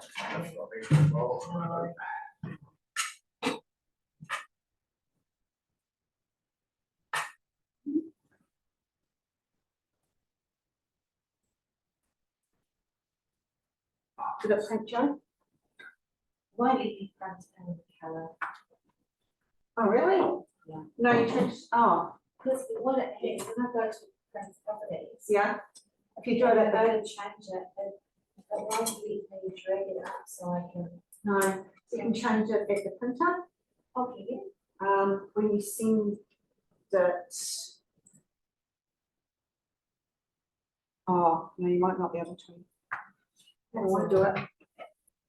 I haven't even opened my emails this morning. It's how weird it's been. Yeah, so got a couple of changes. Is that Lynn Jensen? Yes, that was Lynn Jensen. That's the plant to play has got a different.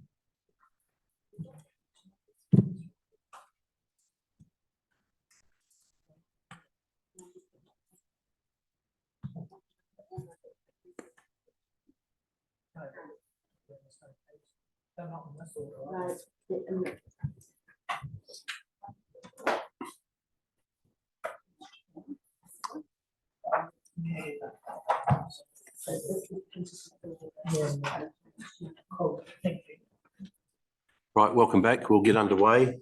And very big welcome to Manawatu Rural Support Services. We have Avril, Joe and Linda. Thank you for your report. I have to be a Grinch time-wise. It's 10 minutes only. That's our agenda. So a very big welcome. If you just make sure that the button is green, as long as it's green, it'll work. And if you could speak into it, because otherwise the sound system doesn't work. Thanks. So just go for it. Go for it. Yes. Okay. Kia ora koutou, I'm Jo. So one of the things we've been doing this year is expanding into the southern Manawatu. We started with Tangi Moana and have attended down there with the Glob, the health caravan at their art and craft market, and done a lot of cold calling round, and also had some referrals to the area. And we've expanded right down as far as Himatangi now, as we've had a few referrals come through from a wide range of sources for that area. We've been busy promoting who we are a lot more this year, and that's through being part of the organising team with the White Ribbon event in Palmerston North, which, you know, caters for the wider Manawatu. Going a lot of places with the Glob Health Caravan, and advertising through a wide range of mediums and forums, attending and facilitating things like SYNCOS here in Fielding and with Maine in Palmerston North. Also going to some community meetings and attending some AGMs. So yeah, just trying to get our name out there a bit more now and make ourselves more well known. Morena. So we are getting referrals from a wider range of sources now. So it can be family members, community, other organisations that we're working in collaboration with. And due to some of the things Jo has been saying, we are collaborating with a wider range of organisations. But for our families, this year has been a really tough year for a lot of our families, obviously because of Cyclone Gabrielle. There's been a lot of grief in our community this year, and part of that has been through bereavement, but also through change of circumstances. So we've been dealing with some quite complex cases, along with mental health, physical health, family and parenting. The cost of living has had a big effect on a lot of our families. So those are the trends we've seen this year. But what we've seen also is communities looking after each other extremely well. Events being organised to raise people's spirits, people donating food and other items to other families. So there's been a lot of families looking after each other, communities looking after each other. So I'd say it's been a really positive but challenging year, a very busy year, and some really complex situations that we've been dealing with. Nothing like off the cuff one. From my point of view, I don't know if many of you know that I was appointed the manager of Manawatu Rural Support Service just for this year. It's just a temporary role until we find someone for the permanent position, but I very much enjoyed my time working with Jo and Avril, and yeah, the decision was made a few months ago that we will expand into the southern Manawatu. So I think we're feeling excited for the future. Thank you very much. Colleagues, do we have any questions, comments, Your Worship? Thank you. I just want to commend you. It's reflected in your figures and the feedback that you're getting now. The way that you've got out there and put your name out there and connected, because you know it's not that long ago when there was confusion about what was going on in different trusts, etc. But thanks to you guys, you've sorted that out and built those bridges between those different groups and connected. And I think everybody's getting the benefit from that. So well done. And you know some of the things that you raised at your AGM recently, I think just prove that and the connections that you have. So well done. Do you think things are getting worse? definitely more complicated. Sorry, definitely more complicated, and that's for reasons that will be potentially temporary and reasons that might be longer term. The succession planning we're seeing with some farming families and younger members of the family not necessarily wanting to continue on in farming. I think that's a sign that things are potentially getting worse. Yeah, I would say this year has been a very difficult year for a lot of families, farming families and non-farming families. And there's a lot of new people coming into the area, which is just to balance that off, injecting a lot of enthusiasm and hope as well. So to balance off that, there's that kind of change happening as well. So yeah. Good to hear. We have been hearing from other rural organisations with, you know, fairly serious concerns as well. So what you're saying aligns, but good to hear the balancing side of that. Councillor Short. Thank you. As the liaison councillor for Tingwana, I'd particularly like to thank Jo for the work she's been doing out there. She didn't just start knocking on doors. She came along to a community committee and introduced herself, explained what their organisation does, dropped off pamphlets, etc. So by the time she did go knocking on doors, most people had a bit of an idea who they were and why they were there, because it's the sort of community where not many people go out to them, and when they do, they go, "Oh, who are you?" So you've done a great job. I've had wonderful feedback. Thank you. All right. Well, thank you very much. Thank you for your report. Thanks for the work you do in our community. Great. I don't know if it's appropriate, but it's very interesting to see my sister sitting over here.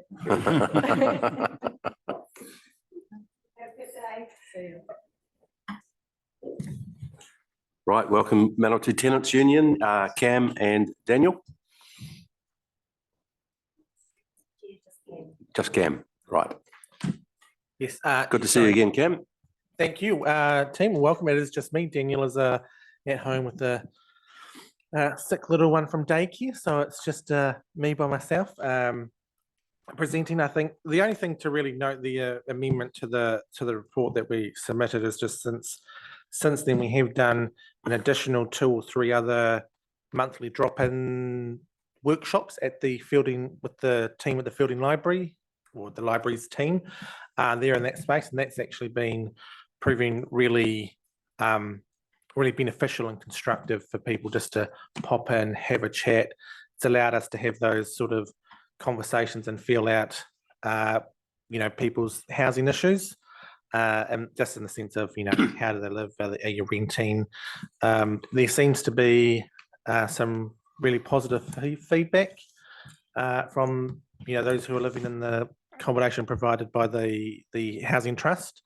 So, you know, credit to them. They are generally making, when I have had conversations with them, they are generally trying to make sure that everybody is compatible, you know, that their units are up to standard, and they're trying to actually invest in doing some positive work for those people living in the unit. So I just wanted to give credit to, you know, the team there that are balancing some quite challenging personalities within tenants in that space, because often what I see comes, you know, the phone calls that I get is around from those sort of situations, it's around disputes between tenants, which are not actually covered by property managers. It's not the you know, manager's job to make sure that tenants within a complex are, you know, nice to each other. And of course, obviously, I can't make, you know, John's neighbour like, you know, Sue's neighbour.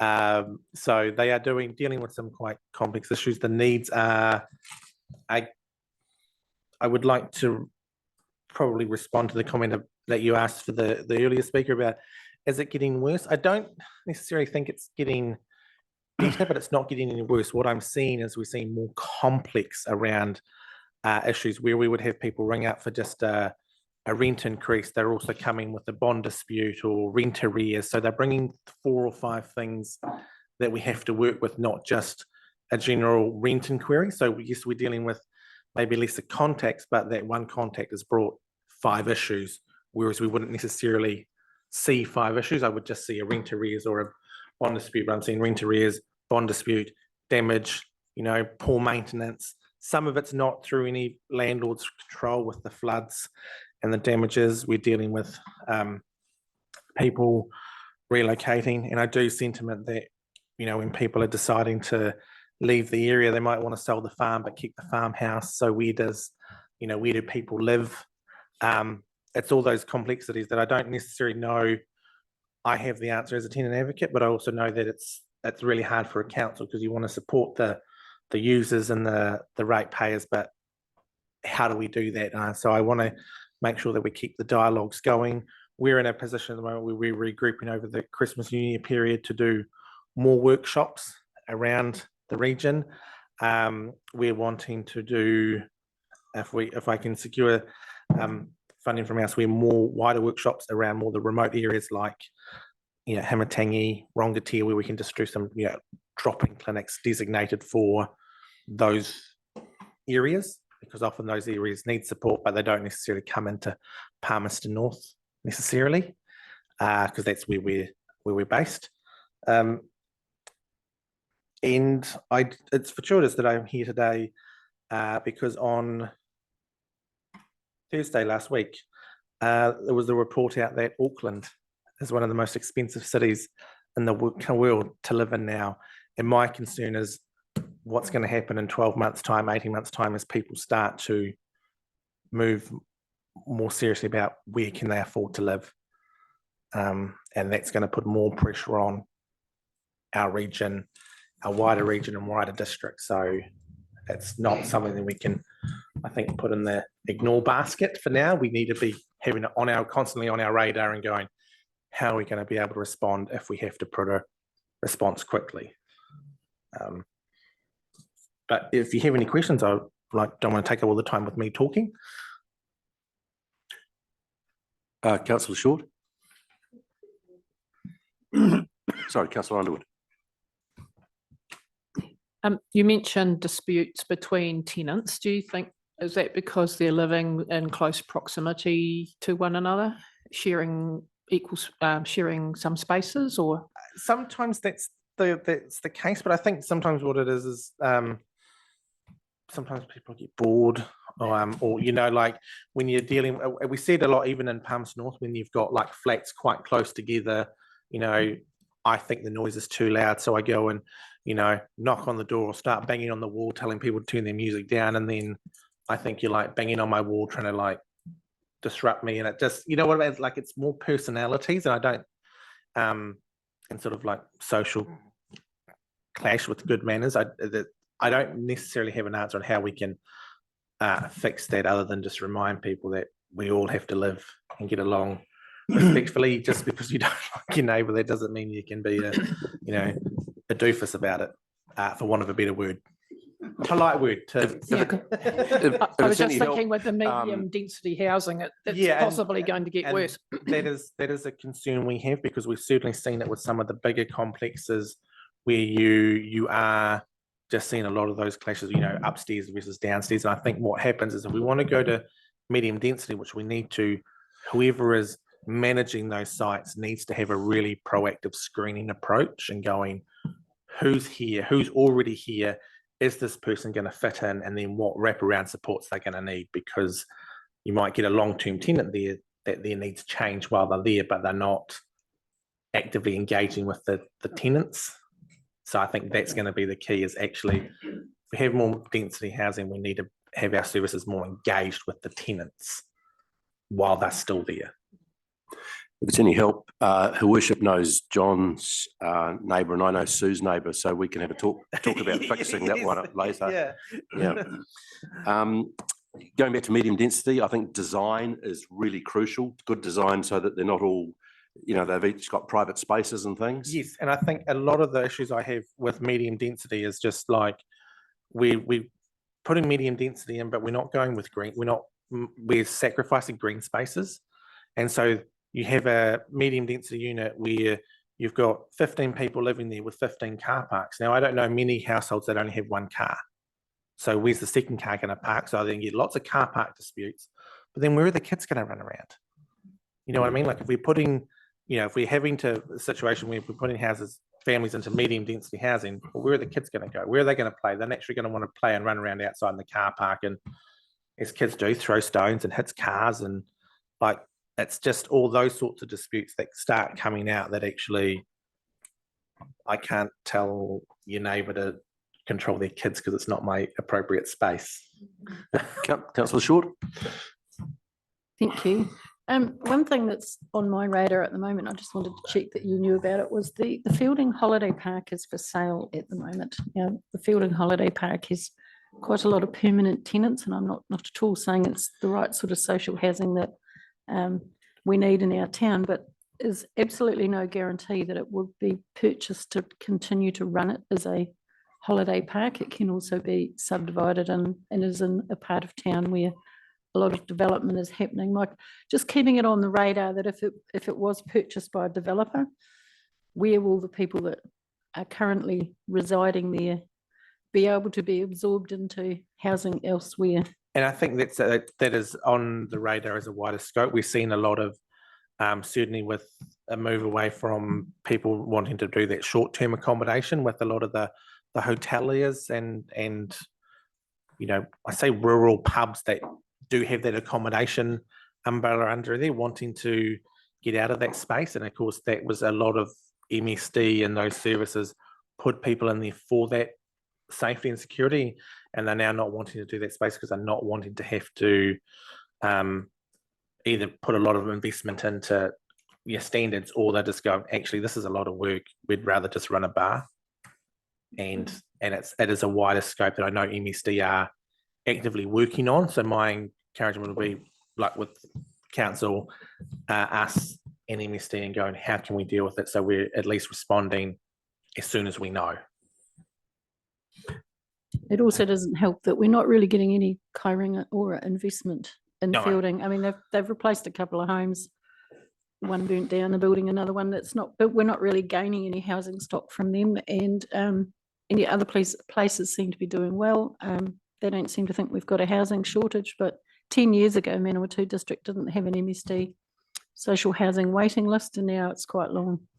Yes, and it is across the board. I'm told that, like, if we look at the whole region as a wide, like the whole MSD regional structure, there's 600 houses coming, but I think only 250 of those are flagged for Palmerston North as well. You know what I mean? So it's not just here. I don't know why they're not putting any here in Fielding. I think it's a really ridiculous idea. But yeah, they have some method to their madness that I can't understand either. So I am with you on that frustration, and it has become really hard, because where are you going to go? You're going to force people out of a region that they're really connected to. And I've been here to go to a social house in Field and Palmerston North or Wanganui, which is, you know, if that's taken away from their family, what's the social harm that's going to do for our youth and our rangatani who actually have roots and connections to this town? Thank you, Cam. Really appreciate your report presentation today. It's good to see you, and thanks for the work you do in our community. Thank you. And as always, if anyone has any questions, I'm happy for them to come through to my email, and can provide any more additional information if you have any questions at 3 o'clock in the morning. Right. We welcome, excuse my pronunciation, Whatonga Tuao, Volunteer Central. And we have, is it Kate and Chris? Welcome. Well, thank you. That pronunciation is better than mine, actually. Green, is it? You can hear me now? Perfect. Thanks for having us here. You've seen the statistics. We've got increasing numbers of volunteers, increasing numbers of member organisations. So Volunteer Central is in a really good space. We recently held a volunteer recognition event in Palmerston North. I was actually overseas at the time. But the standout statistic for us is the fact that last year we had no nominees from Manawatu at the volunteer recognition event, and this year we had 18. So it tells us that we're quite active in this district, which is really good, and which is what we want. Recently we had our AGM, and I think for me the statistics give us a lot of quantitative information and not so much qualitative stuff.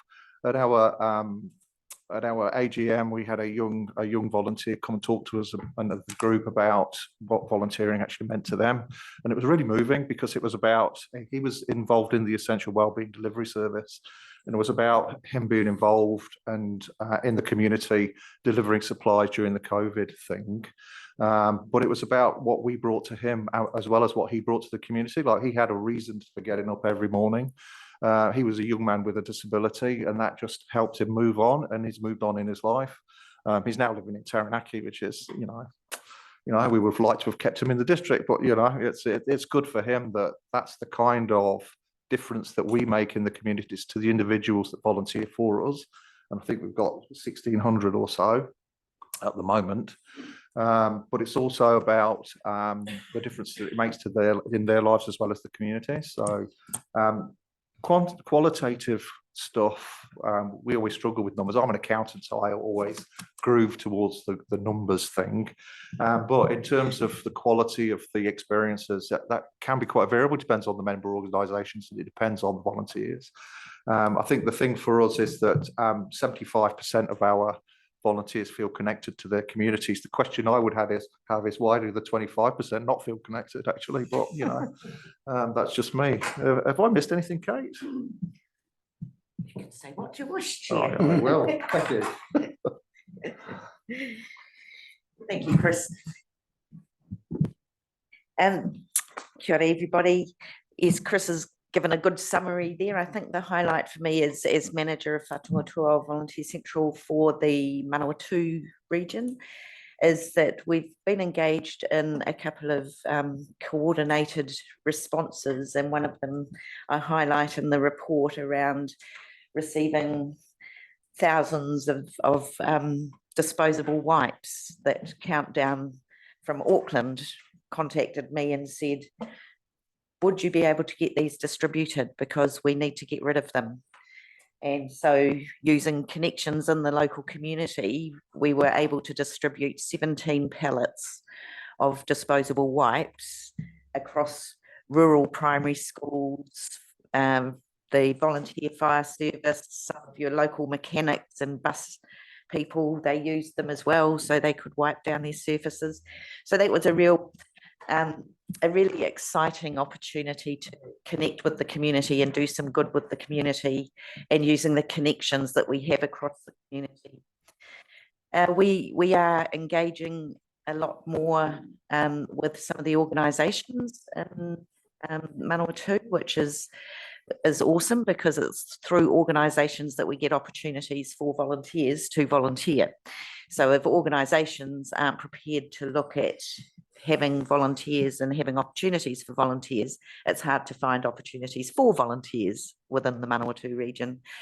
I hosted a series of training workshops around managing volunteers, volunteer recruitment and role development, retention and recognition, etc. I'm doing one next week actually on volunteering rights and responsibilities.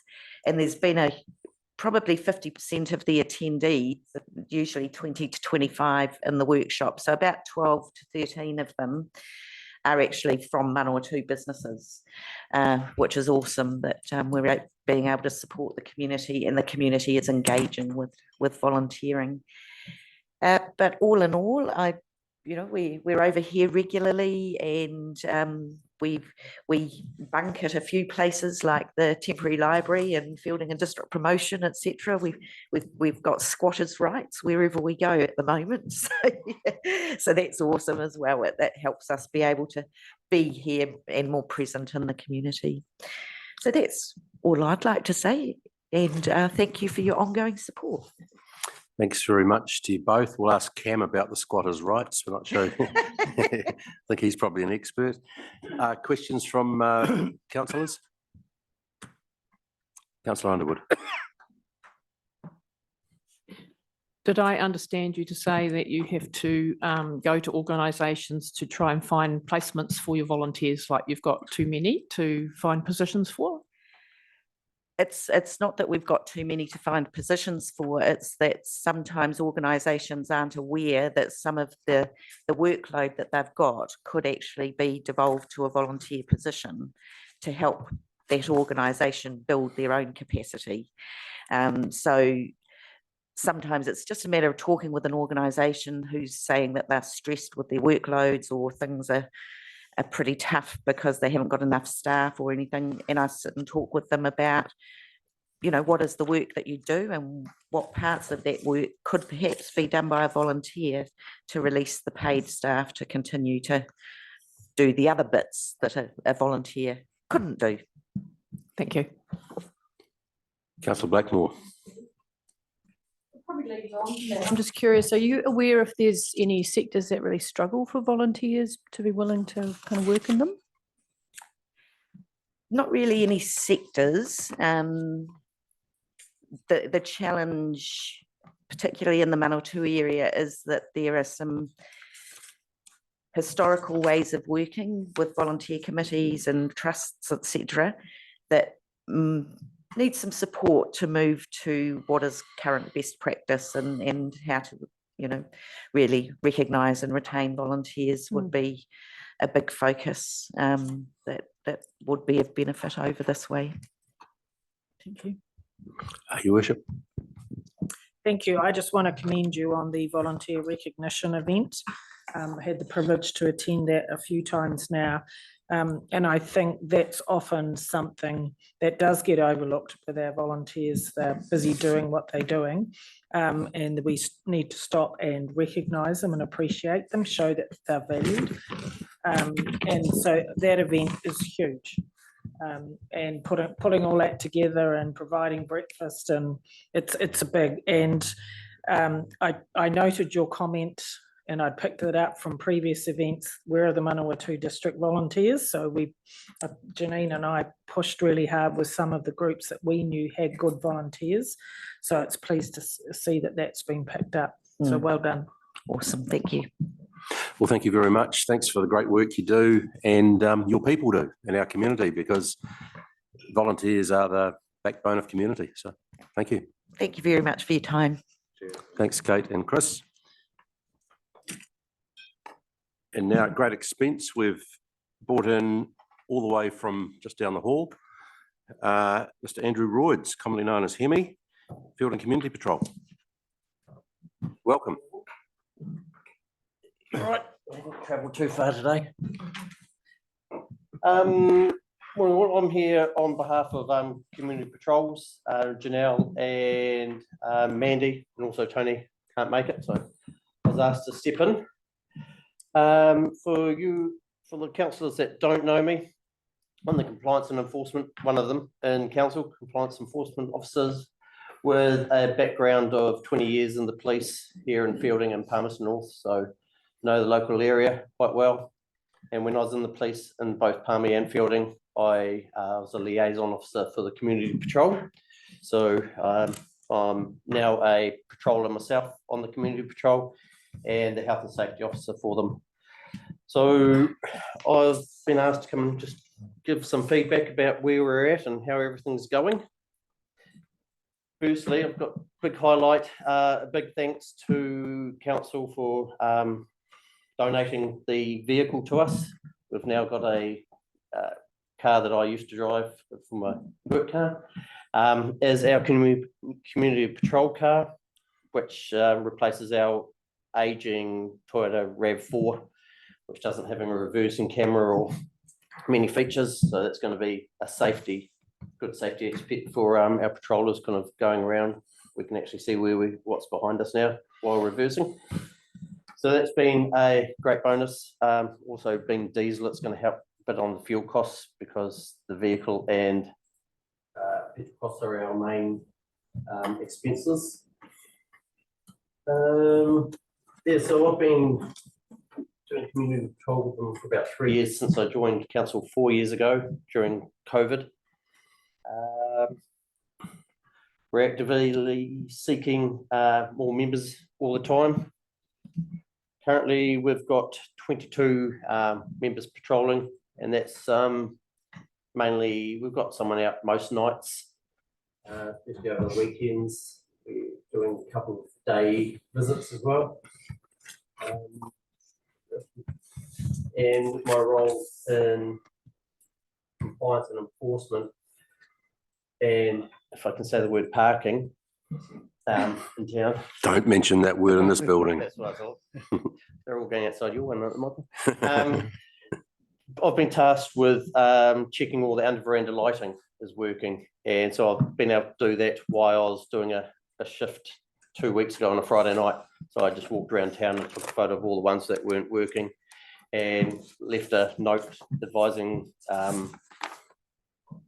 they need to be fixed. So we'll be giving council more of an update on how we're getting with that, but it's something we've been able to do with both my roles of community, and gives me the chance to find out whose lights aren't working. I believe you've got all the financial details already sent through.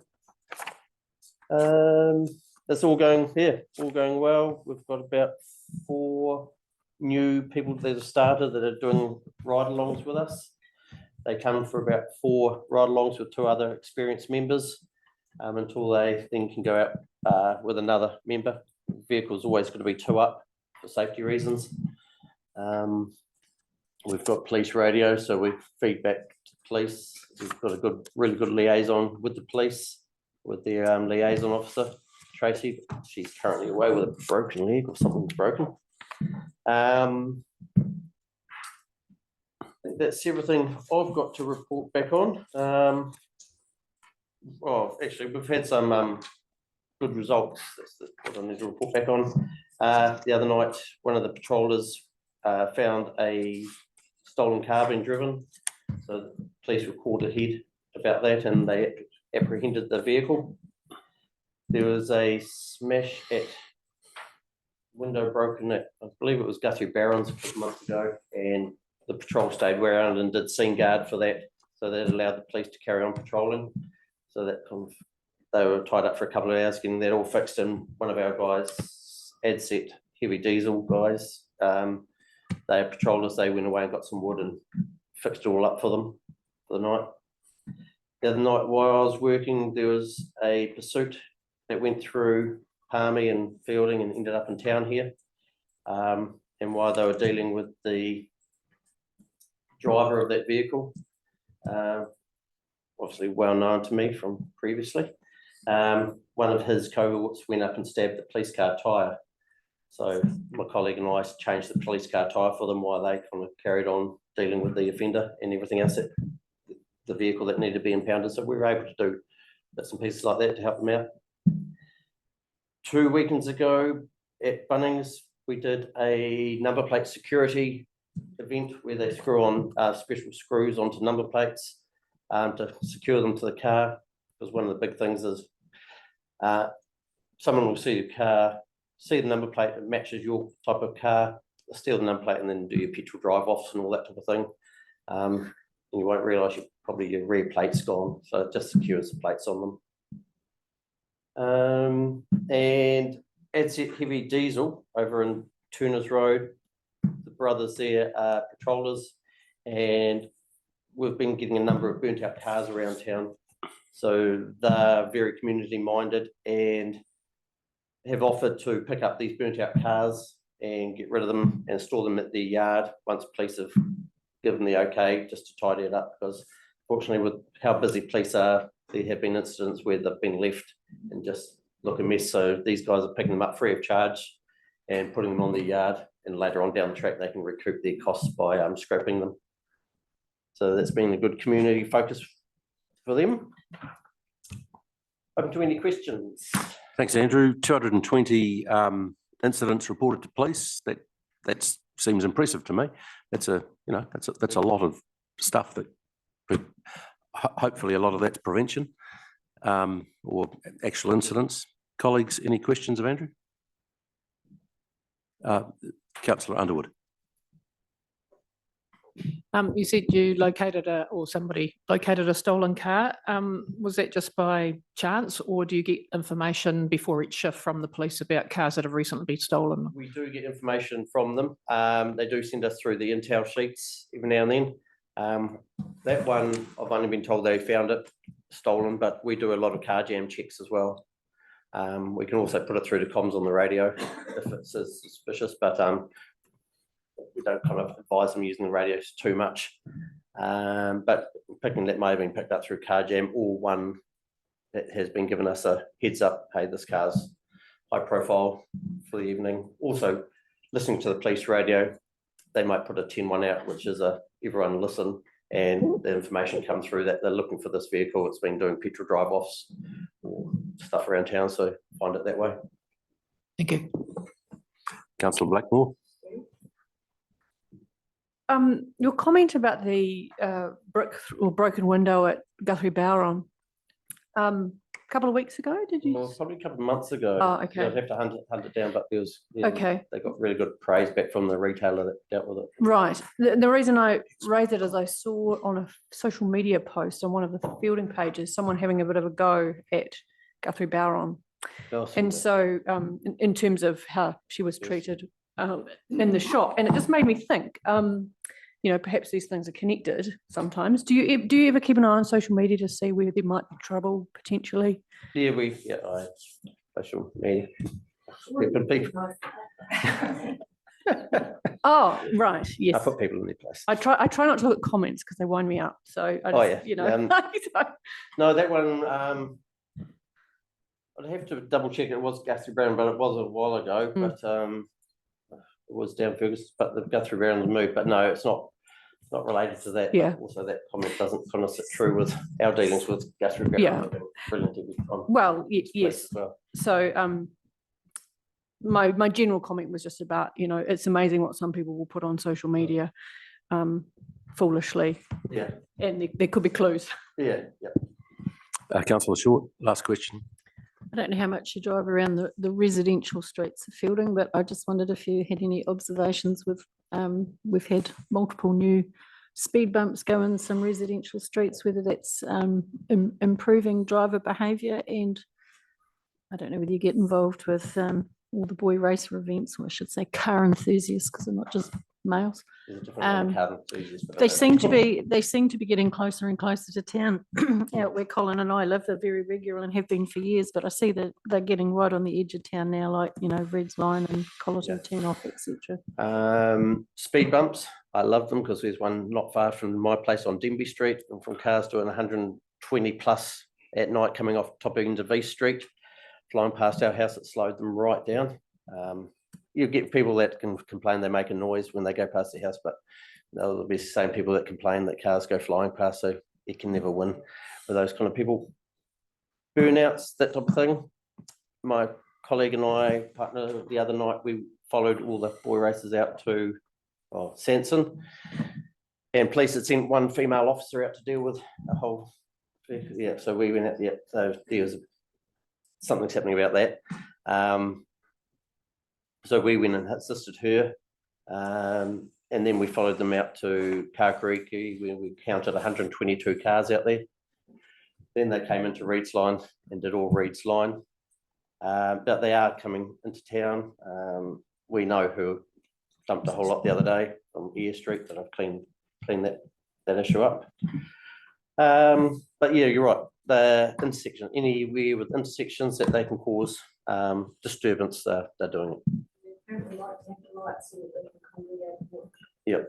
Yeah, and we're just going to get another death, unfortunately, whereas there have been a couple already. Yeah. Quickly, Councillor McFadden. Thank you. I had a little bit of feedback. I've been talking to one of the local tyre companies, and they said the government's brought in legislation around recycling tyres that's coming in on the 1st of April next year, they thought, where there's a levy going on all the tyres when they come in, and subsequently the tyre shops will be able to have their tyres collected free of charge rather than having to pay to have them disposed.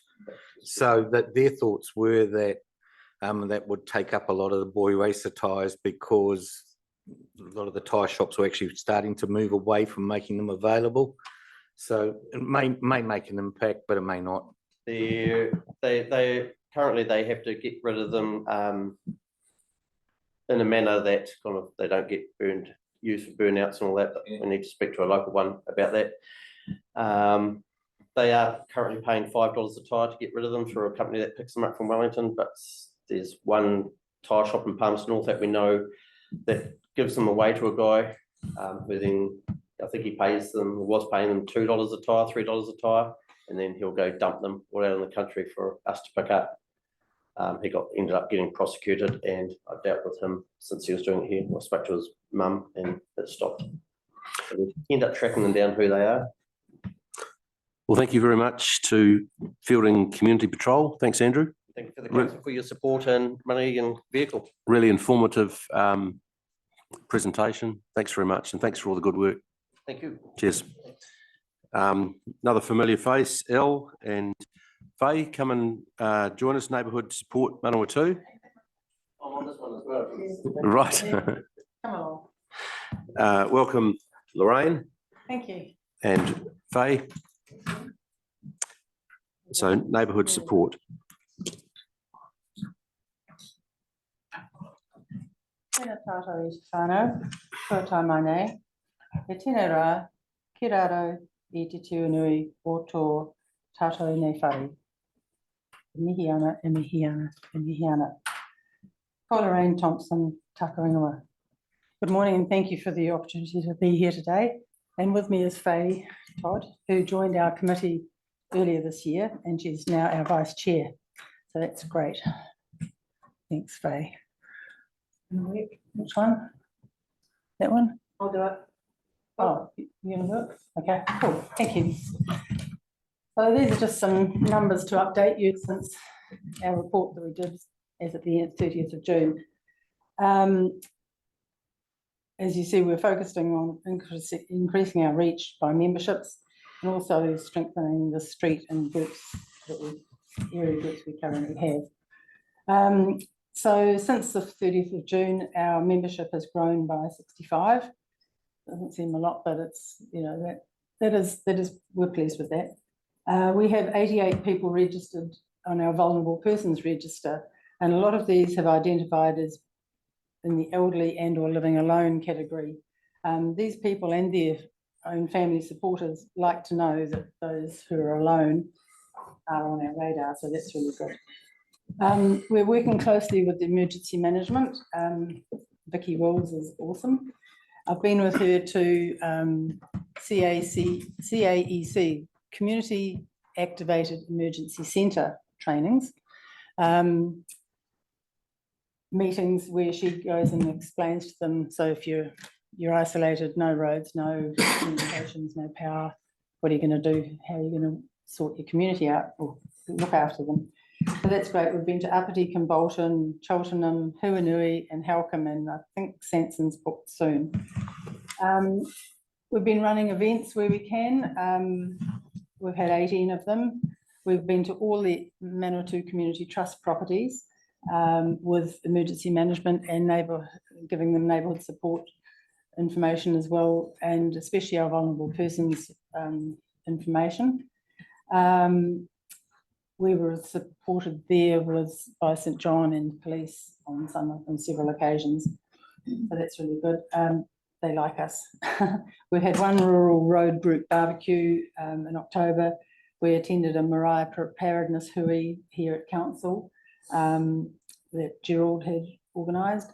There were 6 Marae represented, and for them it's how do they sort of connect with all the people that are related to the Marae, but may not even live there, so we can do that.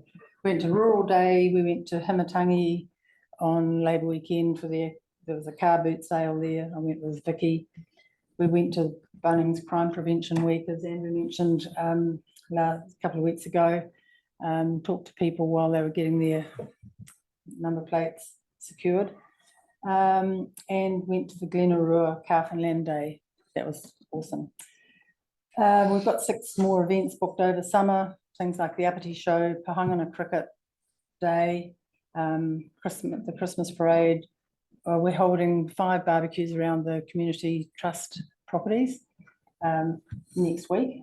And we've been invited to the Ginarua and Sanson Community Committees events that they might be holding. I attended the Neighbourhood Support New Zealand conference in Wellington in October. That was really interesting. I met fellow coordinators from all over New Zealand, who shared all their good ideas and enthusiasm. There was a very large police presence there because Neighbourhood Support has an MOU with police, and we're supposed to help each other. But FENS were also there, and civil defence. And talking to these people, it reminds me how grateful we are here in the Manawatu that we've worked so closely with emergency management, and that we work out of the police station. And it turns out not every neighbourhood support organisation around the country is as lucky as we are. So I feel very fortunate, and thank you to Council for continuing to support us.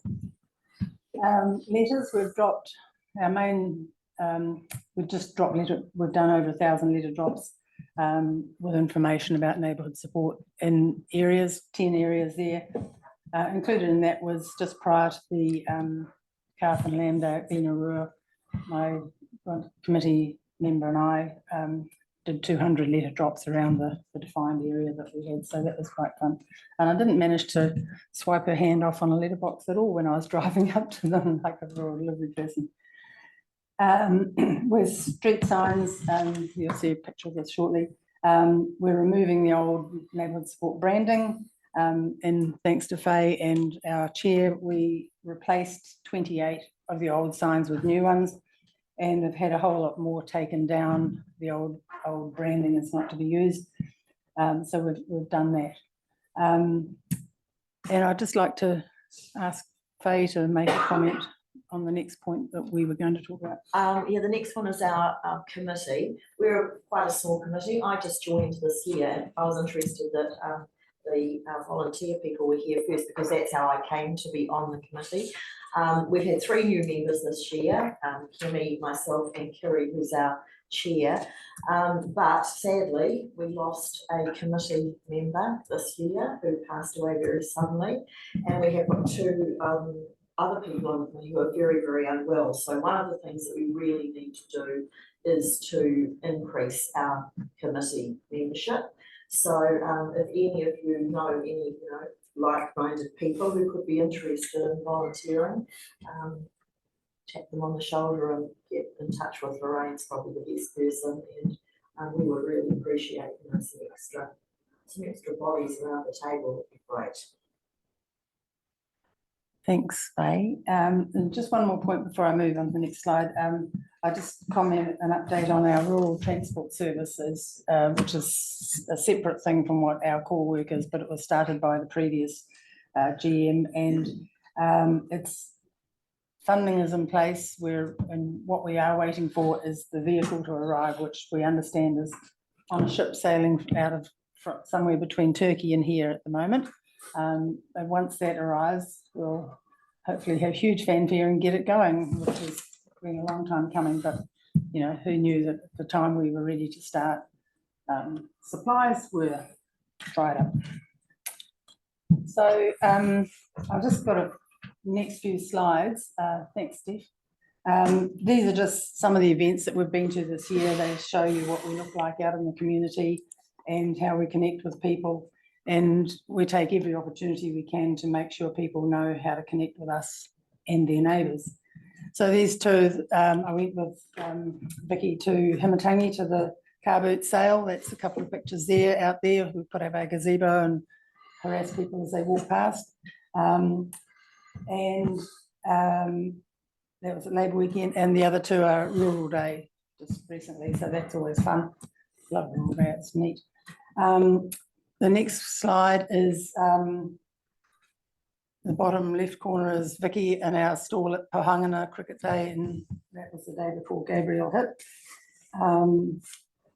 And then we went to the Ranfurly at the top end of the Ranfurly Road. The neighbours got together up there. We had about 35 people. Barbecue, that's cool. And then there's a couple of pictures of us going to the Community Trust flats and giving them a cup of tea and stuff. We're going to give them a barbecue this time. Next one is we've had some smaller street groups, one in Fielding and one in a rural road. The one on the bottom right corner, was pretty windy and horrible, and we didn't want our gazebo to blow away, so we all moved into the owner's shed, so that was pretty cool. The next one, too fast. The little car, which is a funny little thing, but now that it's got nice, the new sign writing on, it's pretty noticeable. And Hemi's promising to drive it in the Christmas parade this year. Hey, Hemi. No, you said. So anyway, we just filled with balloons, and that was cool. Next picture is us, as I said, replacing street signs. Got the health and safety officers. And the last two was just the best ones we got from our Tangi Moana barbecue community event out there. So if you eat the sausages, you need the heart, the heart work. But thanks to the councillors who came out to that as well. And the last one is the Glen Aurora Calf and Lamb Day. These are just some general views. I didn't want to get too close for privacy of children and families, but I loved it because it was a whole lot of mumble years since I've been to a Calf and Lamb Day myself. Anyway, but I did have some very useful conversations with families who were there, and it was nice to talk to Mayor Helen as well. Thank you. So that's the slide. So the last slide is, I've already mentioned that one of our measures is reporting on increasing our membership. Some of you may not have had the opportunity to sign up, so if I can take a couple of moments, pass these round, take one, and get you to do it right here and now, because you all live, most of you live in the district, apart from the chief executive, but that can still happen. And I'd really like you to just grab your phone, hover it over the QR, your phone camera or the QR reader, hover it over the QR code, and you can sign up directly online. And I will be watching for them to come through. So there we go. He's on as well. You might think you're on our database, and if you are, that's fine. But you can always update the details if something might have changed. You'll see how easy it is. Oh, thanks, Jay, for passing those around. Once we receive the details of a new member, we just connect them where possible with the current street group. Or if you haven't got a coordinator in your area, you could might want to be one. It's not that time consuming. It's just really keeping in touch, and you can keep your own sort of area details up to date. And lastly, don't throw my little bit of paper away, please, because you can use it over and over again. You can, if you have neighbours who would like to sign up, just take it over there and say, hover over this, sign yourself up. Or if you have especially if you've got a vulnerable person nearby, not even nearby, but you know somebody, take it to them, get them to hover over you can do it for them with their agreement, and put them on the vulnerable persons register if any of the criteria apply. So you can, there's a link on the sign up form to our privacy policy, which we adhere to very strictly. So that's all I have to say. Any questions? Thank you very much. Councillor Blackmore. Thank you. Possibly more of a comment. And interesting you are calling for volunteers for your committee. So one of the things we're hoping to do with the Youth Council going into next year is actually get them better connected to other groups in the community that do the sort of work they're interested in being part of, rather than them thinking they need to start from scratch and do it all themselves. And neighbourhood support certainly came to mind as one of those. So we'd like to connect at some point to bring you in and to speak with them and maybe see where that might go beyond perhaps just supporting an event here and there. Sure, okay, that's a very interesting comment. Thank you. Like that. Well, thank you, Ellen Fay, for your report, for your presentation, for giving us a kick up the backside to join up ourselves. That was good. Always good to see you. Thank you very much for the work you do for our community. Thank you very much.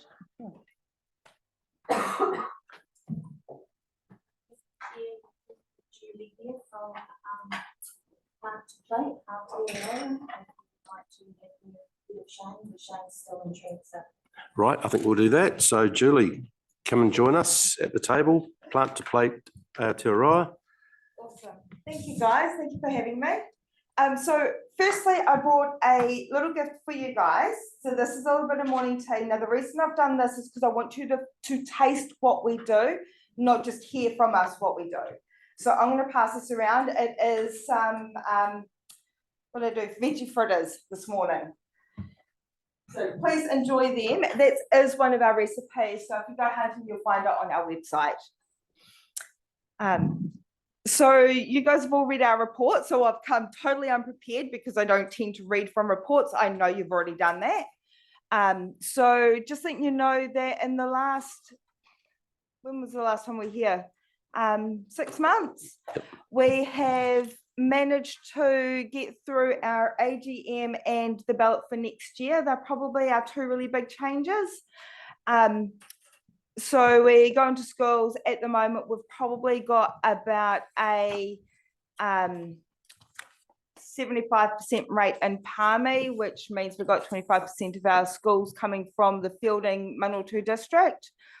Now that's just a general because I'm no good at maths, so please bear with me.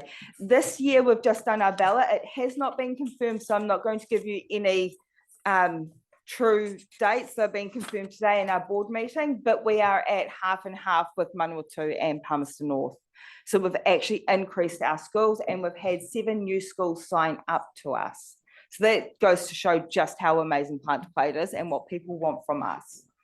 So hope you're enjoying your morning tea. So we've had, this year we've had a new team, which you've met Kira. She is now on our management. So she has moved on from our cooking coordinator. We've got Rachel, who has Feeding Up Food Truck as our cooking coordinator, and Chris Lee, who also works for Recap and Ashurst as our gardening coordinator, and they come into schools with me every week. And we teach the fantastic Tamariki how to garden seasonally and how to use the produce that we pull out of the school gardens into their food. So we're actually teaching them and sending them home with those skills.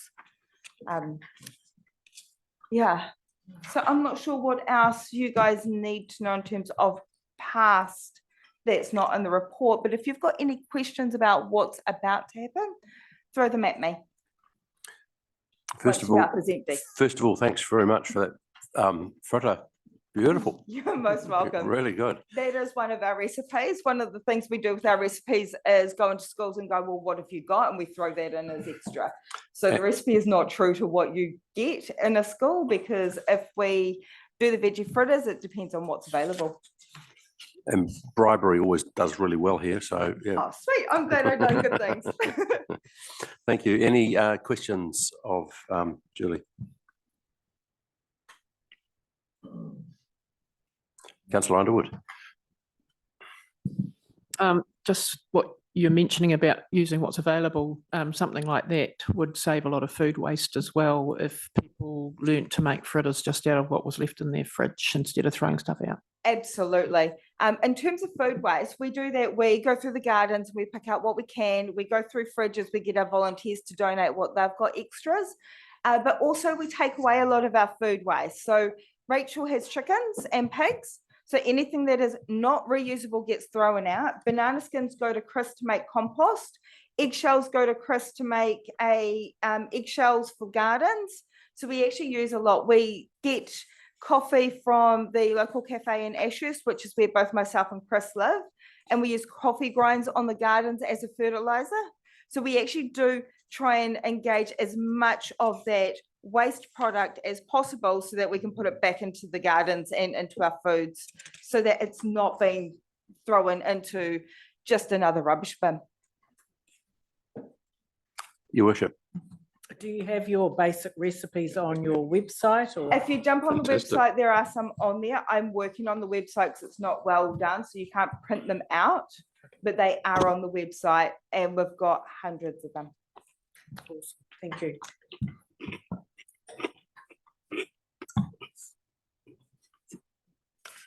Well, thank you for your report.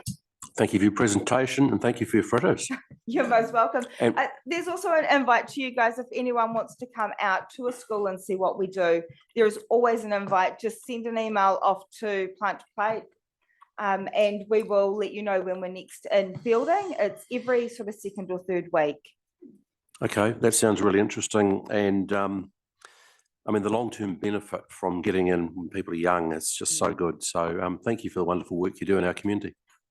Thank you. Thank you guys so much for your support. It actually means the world to us. Without this, we can't do what we do. So thank you guys very, very much too. Thank you. Can I just make a comment? Enjoy your day, guys. Sure. Sure. Shane. Councillors, committee member, I just wanted to clarify, you've heard from the Beach Patrol in Himatangi and also the community patrol here in Fielding around us giving them vehicles. It's not quite right. What we have done is we had vehicles that were up for disposal. In other words, they had run their 4-year term with us and they were due to be sold because they'd been replaced. What we have done is we have, in those 2 vehicles, we have given those vehicles to those 2 organisations to use. They are still council owned and they are still insured by council, but all of the costs associated with registration, warrants, running them, everything else is met by those organisations. And we'll rotate those after every few years, but they are diesel vehicles, so they can run quite a high mileage. And they're carrying Manawatu District Council branding so that the community knows that we are behind those types of organisations. So that's what we've done, just as a small way of helping those 2 organisations. And also, you know, really, we weren't going to get a lot of money back from the resale of them anyway. In the context of things, I think the better thing to do was to give the use of the vehicles to those organisations. So just wanted to clarify, they don't own them, we still do. Thanks, Shane. Didn't know that. And that seems like a really good initiative. Thank you. We have got Charmaine from Snapback online. Great. Okay. Hi, Charmaine. Welcome. Good to see you again from Snapback Gym. And Yes. like, I think it was probably 6 months ago when we last saw you. We're looking forward to hearing from you. So Yeah, I'd like to introduce Lucy. We have brought her on. I poached her from the police actually. So we now have a full-time social worker within Snapback Gym as well. And she's here with me today. Welcome, Lucy. So that's some pretty exciting news to have her. I thought I would start off with a share screen of a presentation. Will you guys be able to see that? yes. Yeah, cool. Okay. Oh, wait, I got to do a share screen. How do I do that? Councillor Quigley, you could probably help there. Oh, here we go. This one. Share. And I think this is cool. Yep, we can see There that. we go. You can see that? Awesome.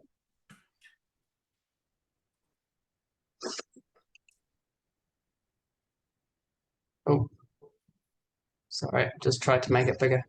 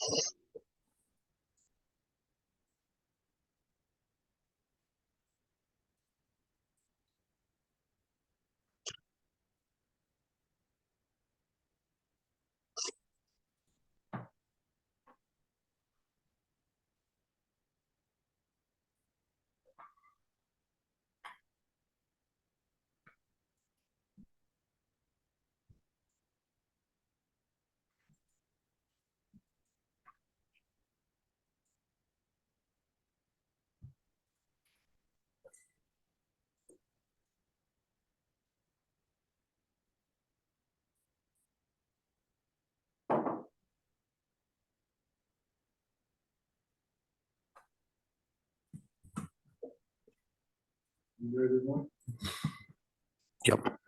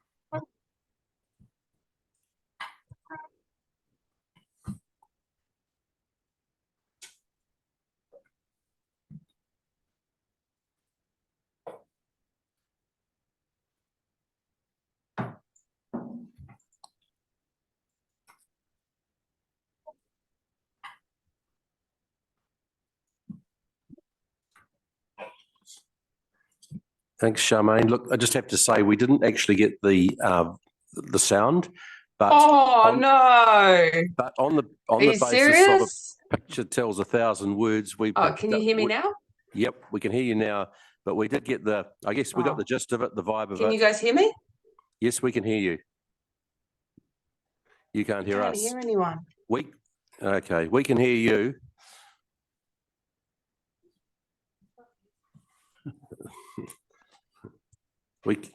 We can hear you. Can you hear me now? Oh, I just can't hear you. No. Okay. So carry on. What? Oh, hold on, because okay. Can you hear us now? Right. Can you tell I have no idea what I'm doing on computers? Makes a few of us. So look, we got the gist of it because we could see it all with the pictures, etc., but we didn't actually hear the words. But look, yeah. So we got 80% of it. So carry on. Yeah, well, it's just basically that was a video coming straight from the police telling you from their side of the differences that they're seeing with the youth that they're sending as that are no longer offending, and just basically giving you guys a bit of a, the police government side of things and what they see and the results that they see and kids no longer offending. Yeah, so I just thought that would be something quite cool to share. It was very cool. I can send it through as a link and you guys could watch it later maybe. Yep, that'll be good. Thank you. Yeah, but everything is just growing and growing over here. The need is just getting bigger and bigger. We all of a sudden became an alternate education because we had 2 11-year-old boys that were too dangerous to be in a school system. So we were approached to take these guys on full time because no one else could. So that was interesting.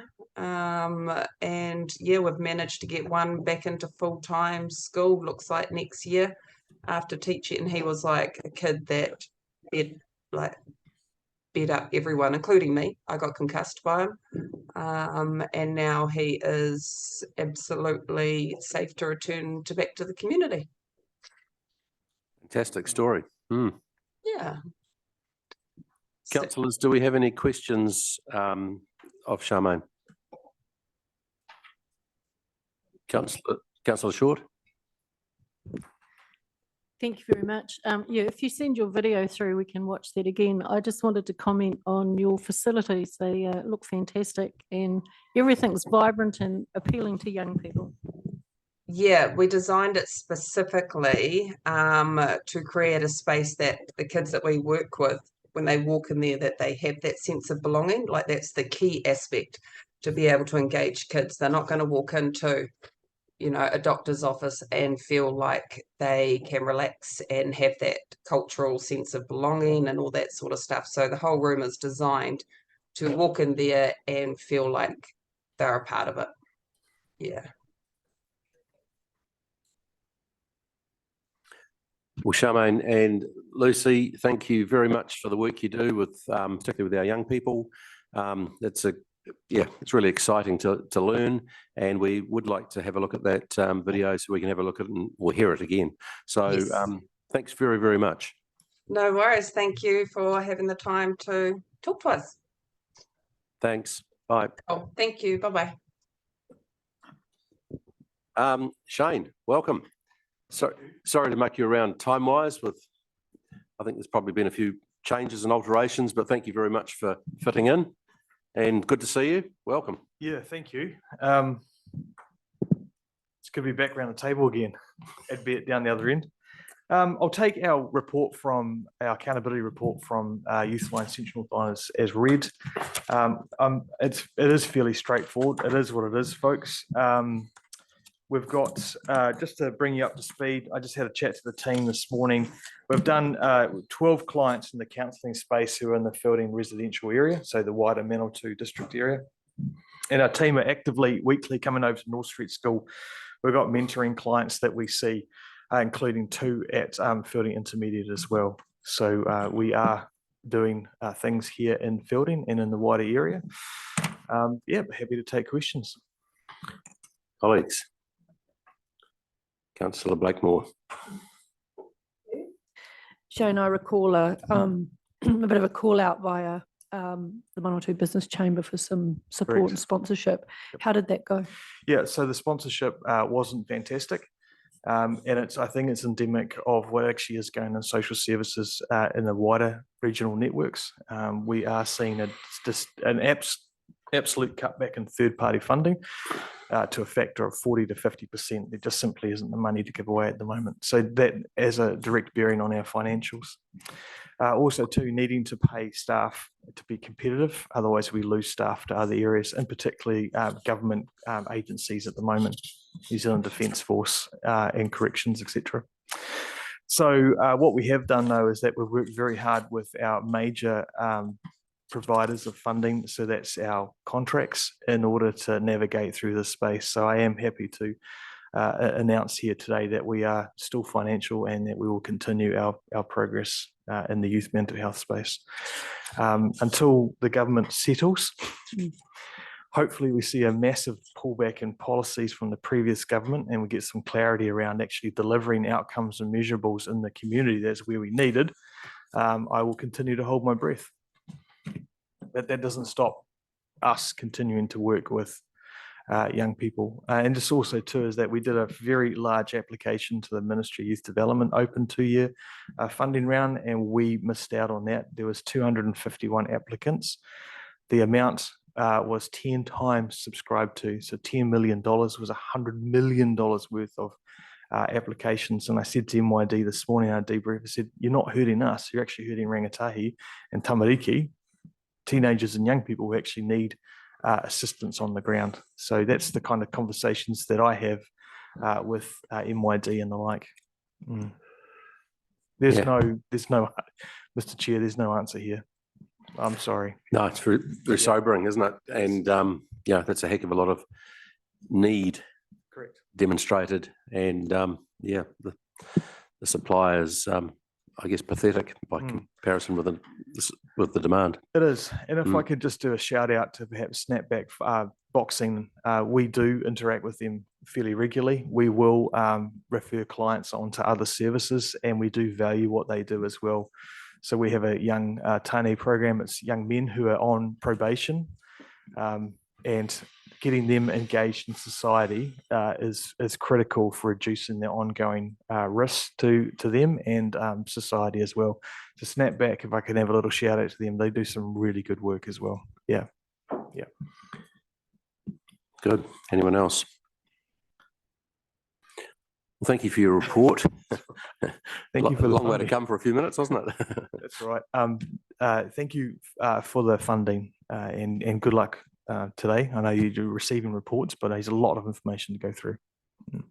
Yeah, there is, but there's a heck of a lot of good work being done in our community, and Yes. it's a humbling day. It's a great day to learn about all the great work that's being done, including your organisation. So Yeah, good. thanks to Youthline. Thank you to you, Shane. No worries. Thank you, Your Worship. Just a passing thought too. We're actively taking on counselling placement students so we can answer the need, and we're hoping to get someone into an office here at Manchester House as soon as we can. Okay, I know it's one person. I know it's just a little drop in a big bucket, but we're trying. Yeah. Yeah. Okay. Thank you very much. Am I released back to society? Thanks heaps for coming and fitting in with us. Yep. Cheers.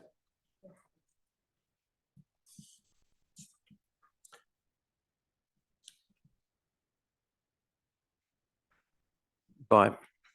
Jay, who we got?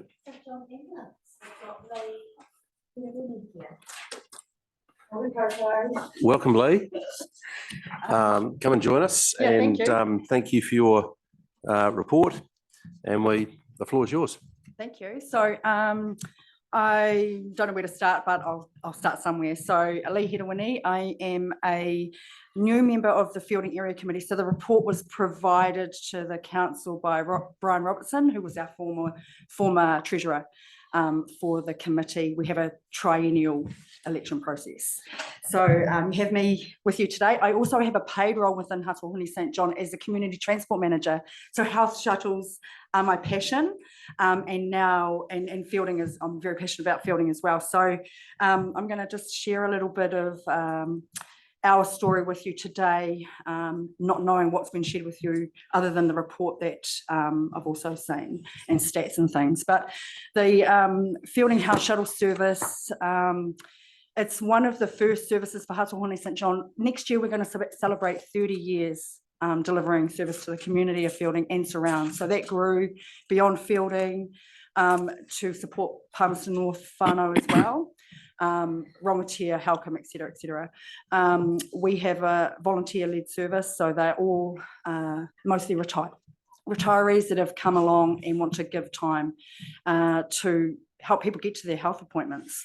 So we know we provide a huge impact to multiple areas, not only the community and people who live within our community, but also for the health outcomes for Aotearoa, the impacts that we are getting people to and from their appointments. So our service here in Fielding operates Monday through Friday. We provide a significant number of transport to life-sustaining treatments for whānau who otherwise wouldn't be able to get to them.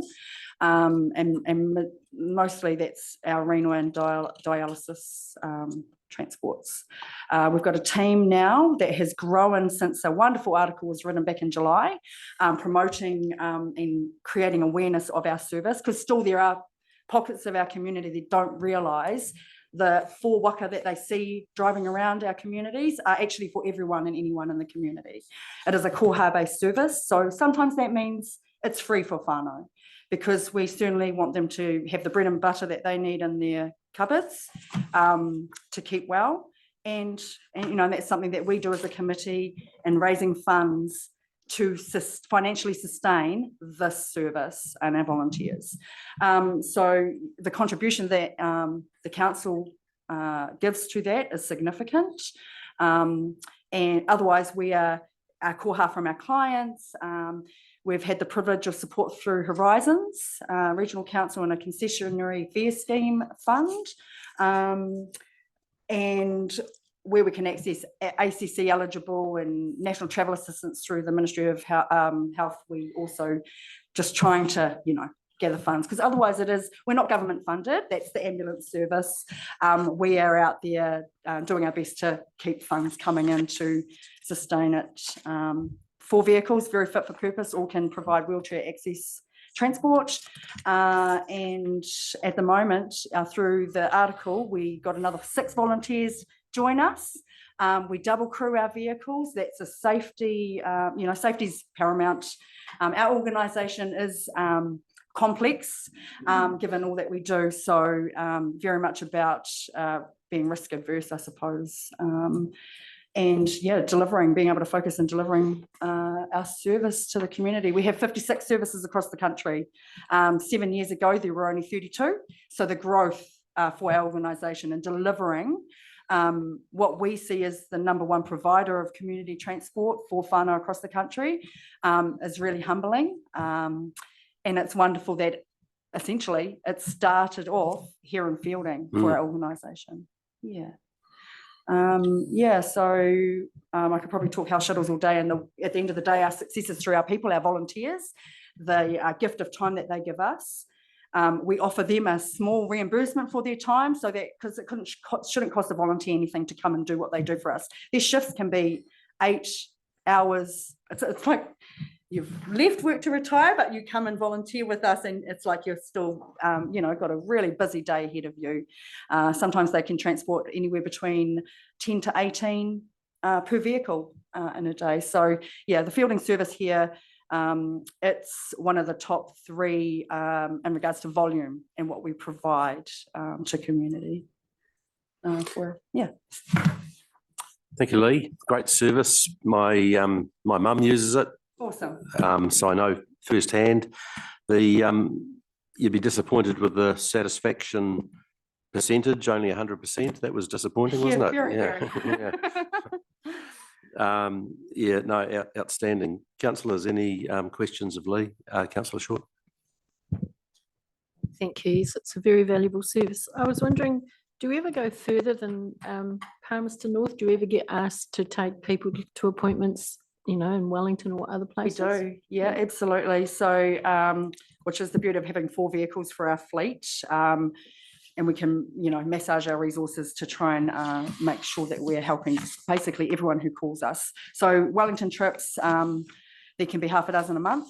And again, we resource 2 volunteers because it is that trip down. We also allow for support persons. So some whānau need care, like our people, our teams are dropping people off, going to the next person, like they're doing this all day long.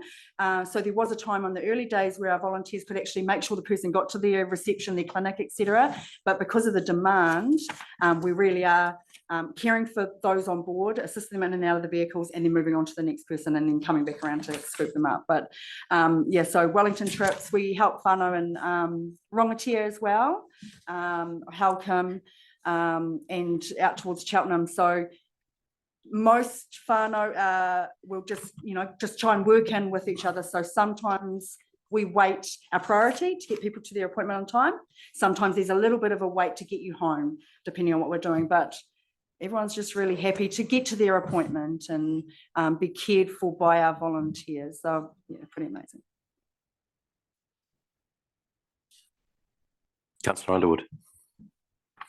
Right. Is there a booking service, or can you take kind of last minute ones as well? Does it just depend on how busy the vehicles are? Yeah, absolutely. So we have our 0800 number. Latasha is our administrator based here in Fielding. Fielding is the only service because of the volumes of Fielding, we've got a dedicated administrator for fielding, whereas other services have, administrators have 3 services. So it's really unique here because of those volumes. She is in the office Monday to Friday. People ring between 8:30 and 3 p.m.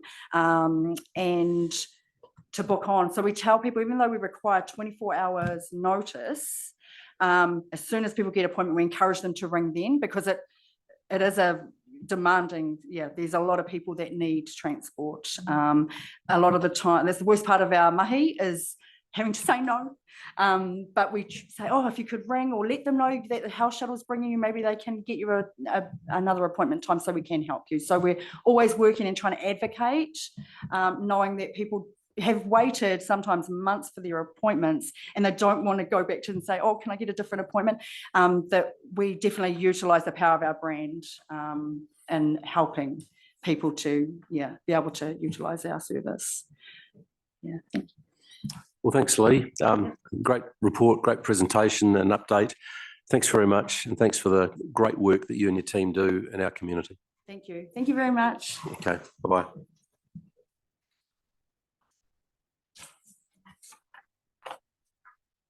Kylie, come on up. Welcome, Kylie, from Te Manawa Family Services. Thank you. Thank you for having me. Another sort of crazy, busy and successful year, but full of change for our youth and parenting program.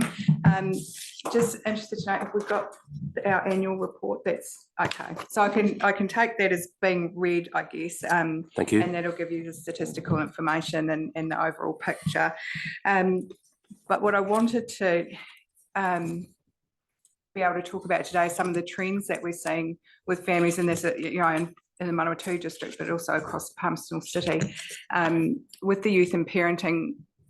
So traditionally, our youth and parenting program has been run as a 15-week program where families come in, we meet them together with 2 facilitators, and we set goals, and and usually that's around behavioural issues of the child and how they can be supported to overcome some of those issues, and parents can be supported to parent them through those changes. And then there's 15 weeks basically that we get together and do that. We have one facilitator who works with the parents, one who works with the child at the same time in the same office, but separately in separate rooms, come together every 4 weeks or so to review progress and set new goals if that's needed. So that's worked really well since 2002.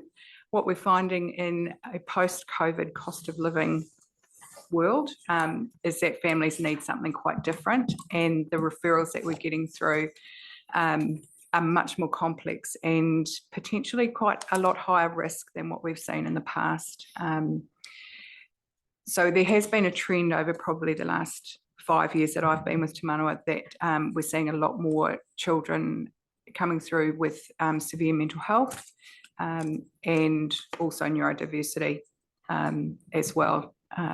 So we're working towards training and upskilling in that area, but we're finding we're getting a lot more referrals for the high-end things, and some pressure from particular government agencies to try and reunite families where there's been abuse perpetrated on the children from the parents, and so working with, because that's not the intent of our program. The program is to assist children not to be getting into that space of offending or family violence themselves.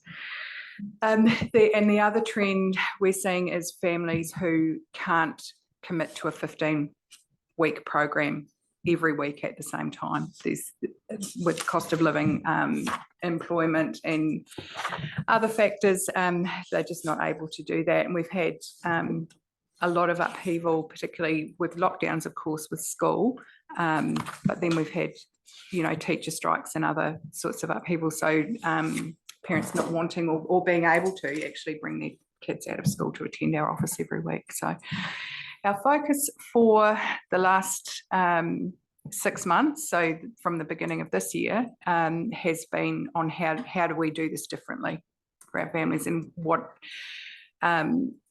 what might this program look like in the future, because it really does need changing. So we have gone out to schools, we've had conversations with them, particularly, you know, if I focus on Fielding itself, our team leader, who's just moved on to a new role, has been liaising with schools, finding out what we can do differently or what they're seeing, and what kind of trends we can be sort of targeting a bit more to support them, and with a view to delivering sessions at school for children, and connecting with parents in a different way. And then looking at, you know, how we can be more responsive in terms of doing a really much more robust assessment at the beginning, which we've implemented, where instead of the families all, you know, coming in together for that first session and goal setting together, we're spending a lot more time with parents at the front end, talking about what the needs are for this family and getting a really good idea so that we can tailor that program to what they need. And it might be that they just need a few sessions around communication to get back on track and set expectations. Sometimes that's all that's needed. Sometimes it's going to be a long term and much more than the 15 weeks. So that's where we're looking at the moment. As I said, we have just recently lost the team leader in this team. So he's gone on to another position with Wellstop. So that position is vacant at the moment. We're recruiting for that. Previously, that team leader position has been part-time, probably consisting of up to 3 days a week, delivering the program and leading the team. We've decided to make that a full-time position, so that we can expand what we're doing, and we've committed funds from other places to be able to do that. So and their role will really be around developing the program for the future. So we've got 2 people booked in for interviews, and both of them have extensive experience working with children and mental health of children as well. So they will be really helpful to move this program forward for what we need in this day and age. The other thing I wanted to highlight is I picked up Shane saying before around how difficult it is to recruit and retain people, qualified and skilled people. Te Manawa has been successful in the social work pay equity claim extension. So I'm not sure if anyone really even knows what that's about, because it's quite new, but it's pretty revolutionary, I guess, for our sector, where social work has been gone through the pay equity commission process and benchmarked against other like professions with that, you know, in terms of their qualifications, experience and public liability. And we've attracted a 30% increase in what we should be paying people. I guess they've given us a pay equity scale, and government departments that we have contracts with. So for us, that's Ministry of Justice, Department of Corrections, Oranga Tamariki, and Ministry of Social Development. So they now have to pass that on. So we've got quite a significant increase in funding to be able to recruit and retain people, and I guess gives us a benchmark for professionalism as well, as an organisation. And so we're looking forward to obviously retaining the wonderful staff that we already have, but being able to recruit people who would have gone into government positions in the past, and being able to bring their skill set back into community. Sounds incredibly helpful. Yeah, really exciting for us. And I guess a confirmation that we are a professional service that know what we're doing, and we've been approved for that pay scale. Yeah.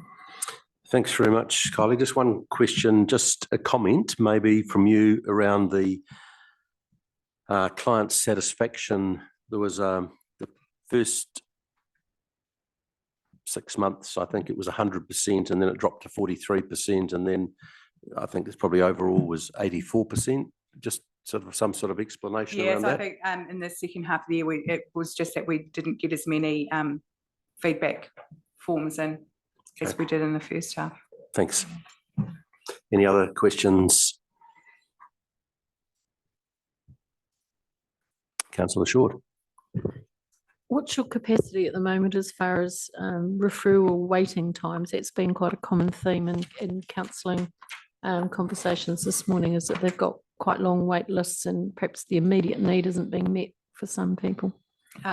So we're very conscious of that because we are always oversubscribed for this program. So what we built in probably in the previous financial year was immediate intake sessions where we can, I was talking about, we do some front end stuff with parents first. We'll get them in usually with our family whānau support social workers and see what the other needs of the family might be, that we can be holding them until they can get on the program. So that might include referral to somewhere else like Parentline if they've got a course running at that time that will give them some skills and support. Sometimes it's that they stay with our family whānau team, which is the social work team, family whānau support team. It's very loose in what they can do. It's funded by MSD fully.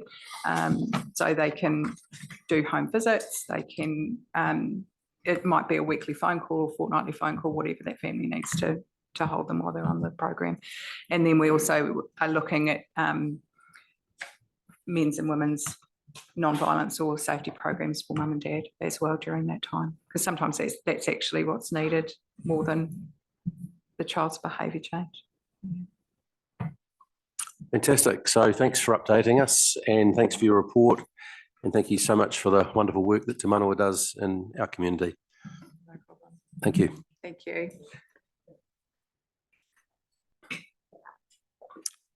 We go to. First one. Yeah, I think so. Okay, cool. Yep. I'm doing that. Still doing that instead of Lynn. Yep. So welcome to Mr. Shane Harris and Marie.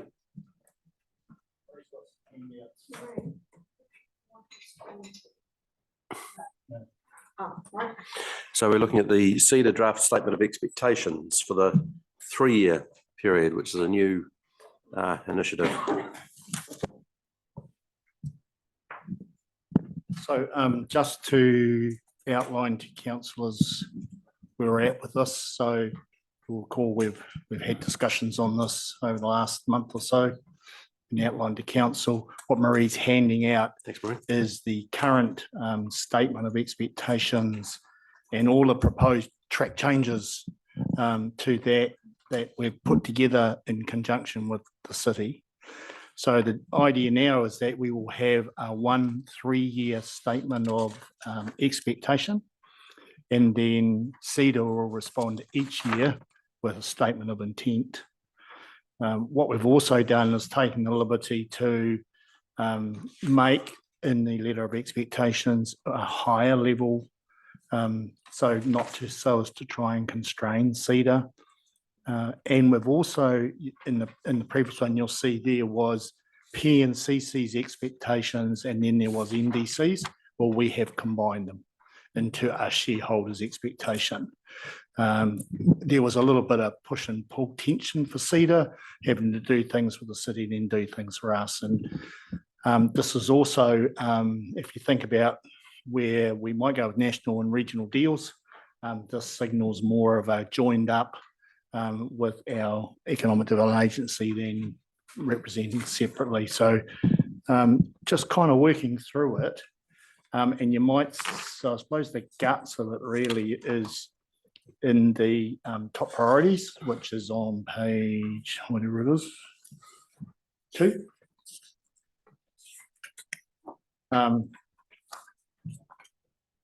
So what the team's come up with, and this has been through the P&CC workshop, if you like, hasn't obviously been back to their council.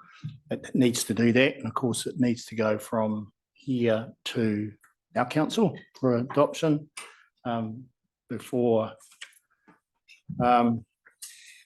we can send it to CEDA. So the key things to focus on there is Tia Tanganui comes to the top of the top priorities. And then there's the strategic oversight and coordination with the food strategy. Key tourism and visitor destinations. So if you recall in the old one, we were quite succinct about things like Manfield and Country Road and that. So this is not constrained into any two things. This is about saying all those key development and key tourism visitor destinations as identified in the destination marketing plan are important. And keeping it high level rather than restricting them to, because if other opportunities came along, CETA found themselves having to concentrate on their KPIs rather than investigate those other opportunities. So we want to take the brakes off that. And there's some inward investment in the Fielding Town Centre and Palmerston City Centre. So those are the 4 key top priorities.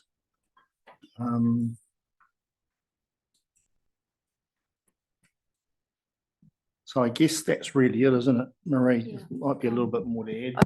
Maybe that those top priorities are in conjunction with what CETA does focus on as their core functions, which are listed just above the top priorities, which is stimulating inward investment, both national and international, retention and expansion of business in the Manawatu region, developing a talent pipeline, and supporting domestic visitation and tourism, which does double up a little bit with what we've said are top priorities, but are a bit more broader. So taking on to those. And the other thing is just with the timeline. So PNCC, Mayor Grant Smith has approved this document, but it is yet to go to their council, which goes on the 18th of December. So just looking for your feedback, and then we will be looking to take it on the 14th of December to council meeting. Yeah, so we don't really expect you to pull it apart right now. We just wanted to outline the process, and the whole idea is to give your feedback to us. But if you have questions now, that's cool. But we'll then get rid of the track changes, turn it into a more readable document, and then come back to council. Okay, thanks. Your worship, you go first. Thank you. Just a quick question. Can you explain why Accelerate 25 is not on the list of strategic partners? Mainly because they operate quite separately. But yeah, I think probably they should be. I mean, there's been a disjoin with Accelerate 25, full stop, I think.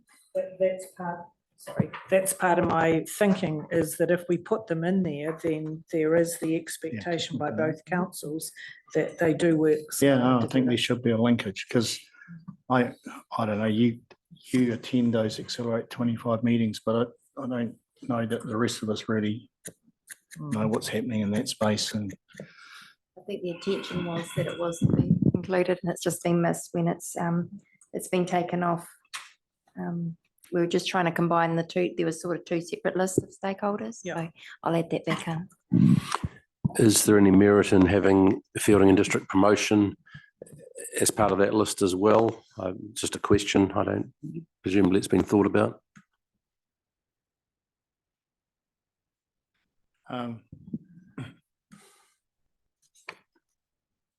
Could be. You've got Palm Beach, so Yep. FDP kind of Could our be. equivalent Yep. of the Palm Beach. Yep, I'll put FDP in there. It's another query, I suppose I'd call it. So I see that basically we're trying to prioritise at a high level rather than getting specific. So I understand that.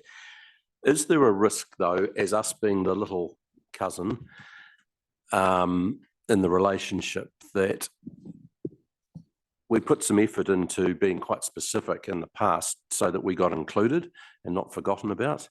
So I'm wondering whether the high level generics, there is risk around that we get forgotten about again, some of our specific issues. I don't think that what's written here is going to either improve or not the collaboration we get from CEDA. What's making a difference with CEDA is that we are having more day-to-day interaction with the team, and Helen and I are on the lead team being proactive. And you heard today from CEDA that Ross and the team are really joined up now with CEDA, and we're starting to work. And Janet's over here a lot. You know, it wasn't too many years ago we didn't have any of that interaction. And I think the secret with CEDA is we need to get off our butts and we need to work alongside and with the CEDA staff to get stuff done. And the letter of expectation won't drive that. It'll just put a framework around it. So, and I know the mayor can correct me if I'm wrong, but I think over the last sort of 6 to 8 months, that whole CEDA interaction with us has improved immensely, even to the extent that, you know, when it came to a big role in the planning of the rail hub, we were right in there alongside CEDA. So I think that's the driving force. Thank you. Anyone else? Councillor Blakemore. I really like this evolution of this statement. I too am curious about the strategic, what are referred to as strategic partners for CEDA. Some look quite strategic, some probably not so. So I was just curious as to how that list was put together, and then I had a specific question about why Talent Central was in there when there's quite a few organisations similar to Talent Central that have been missed off. I think it's just a progression of what was discussed for the last statement. And yeah, I agree actually about Talent Central, that it is one of a few. We can go back and question this list. We're including CEDA in our drafting process.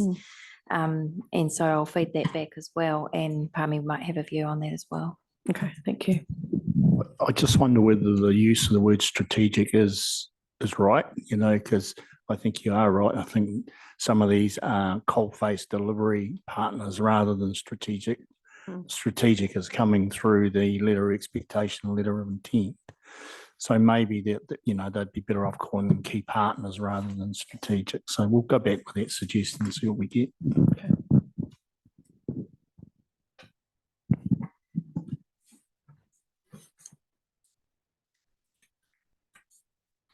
Right, so really it's just to give us an initial look at the proposed letter of expectations today, and then it comes to council for our approval. Is that where we're going? Do we have to do anything with this today?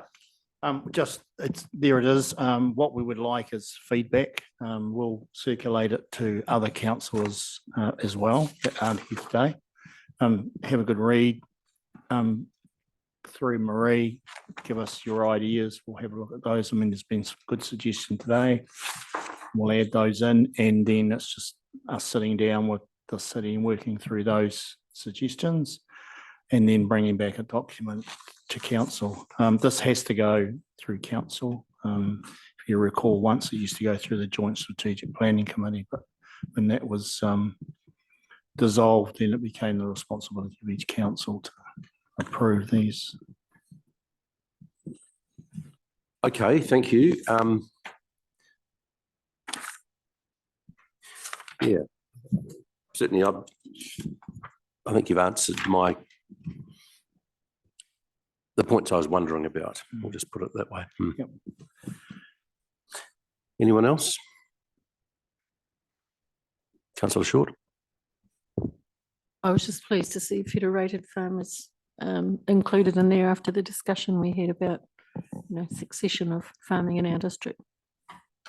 Yeah, look, the mayor and deputy mayor might want to comment. And we had a meeting the other week with Fed Farmers, and you know, Murray and Ian and James was there as well. And you know, the disturbing news for me was that they outlined that Fed Farmers as an entity is consolidating their policy team. So rather than having a policy team for this region, they're going to have a policy team for lights in North Island because they're cutting back. My view was that is one of the strengths of Fed Farmers, was the way that they used to be able to feed that rural sector into those policy considerations.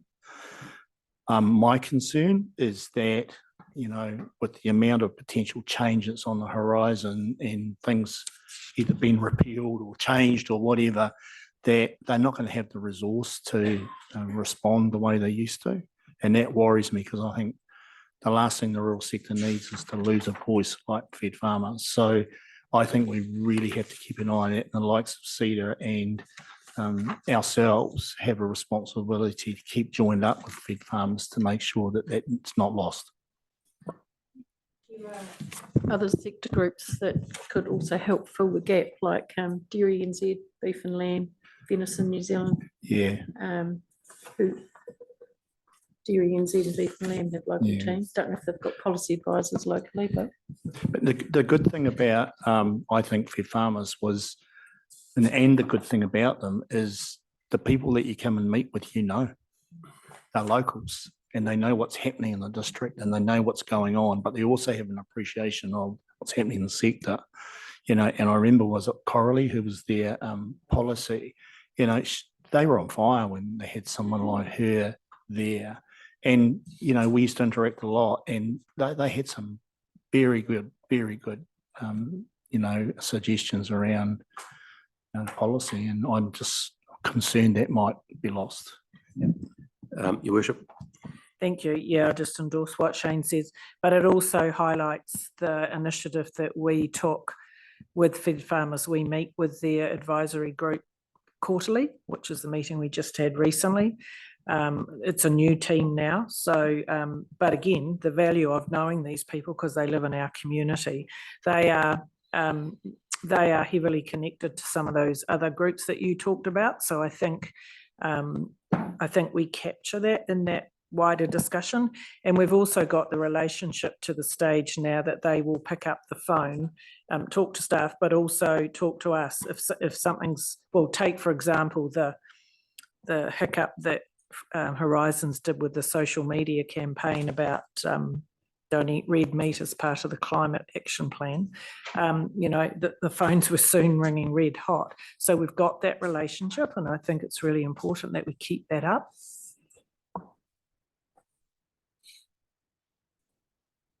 Great. Well, thank you, Marie. Thank you, Shane.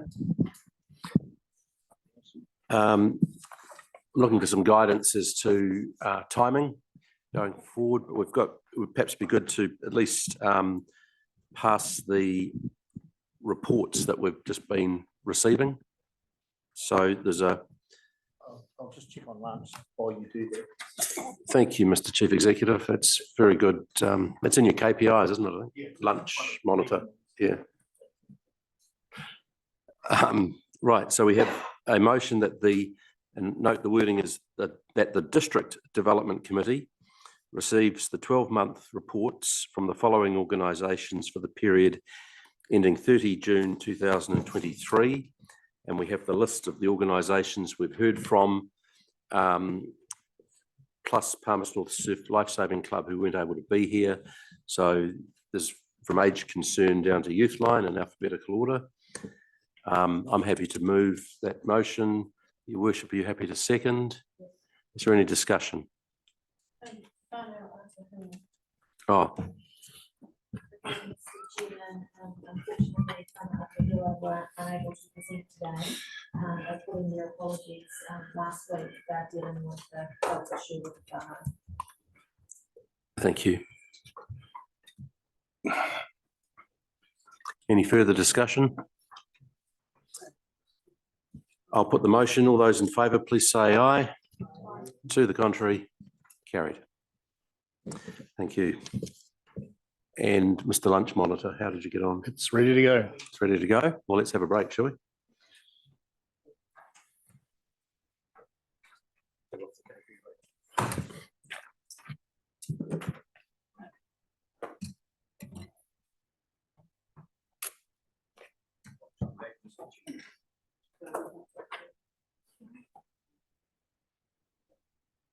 Can we say 12:40, half an hour for lunch, please.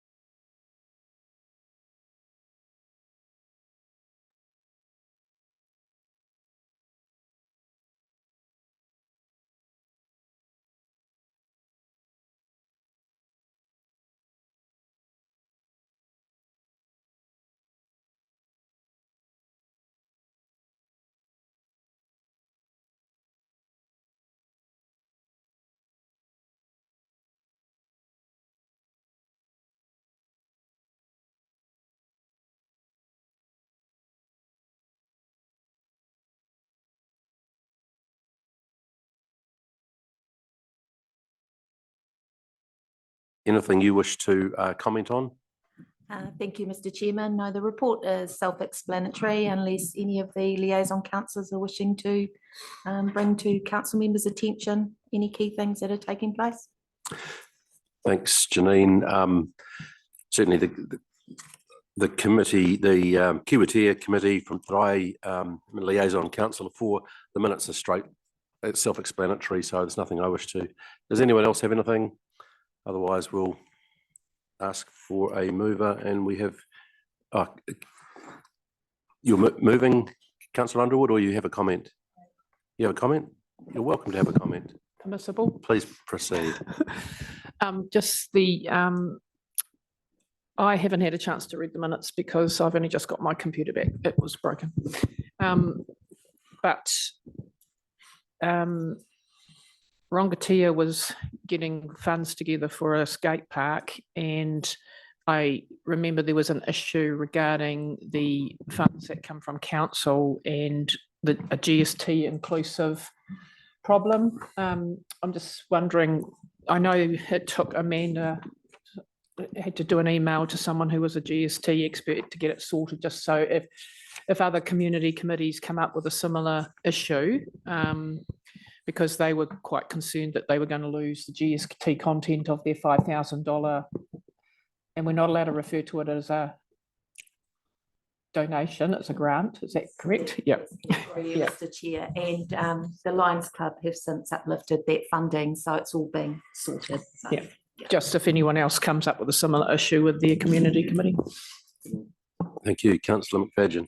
Yeah, to clarify that, in the community groups that I've been in, it's been made very clear that instead of going and spending the $5,000, then get the council to purchase it, and then the GST is taken off it. So if the purchase is $4,600, then only $4,000 comes off the grant because the $600 for the GST is claimable back. And there is some communities on and they understand that, but that's really where it's all coming from.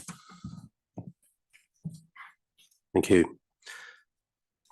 All right, we have a recommendation on page 25. Councillor McFadyen. Would you like to move that the District Development Committee receive the minutes from the community committee's meetings as listed? Yes, please. That's very good of you. Thank you. Do we have a seconder? Councillor Short. Mr. Chairman, I just took your lead from last time where you didn't read it out.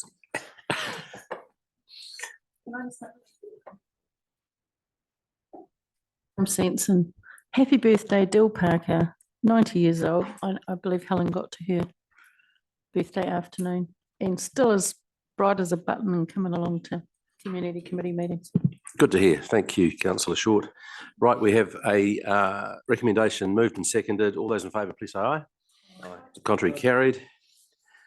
I think we'll take that as an aye. It was a bit slow, but it's good. Right. We then go to Youth Council minutes, which 7.3.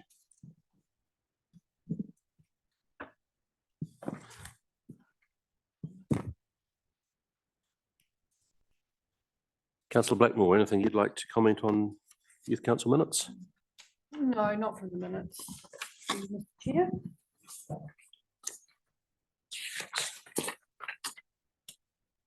Happy to move them if there's no discussion or questions. Any other comments, discussion, questions in relation to them? Then Councillor Blackmore, you'd like to move? Yeah, I move that the District Development Committee notes and receives the minutes from the following Manawatu Youth Council meetings: 21st of August 23, 4th of September 23, 2nd of October 23, and 6th November 23. Thank you. Is there a seconder? Councillor McFadyen. Any discussion? All those in favour, please say aye. To the contrary, passed. Fantastic.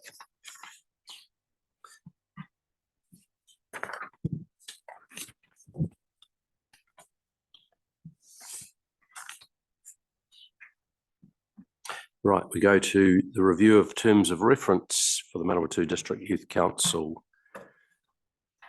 And I refer to Janine.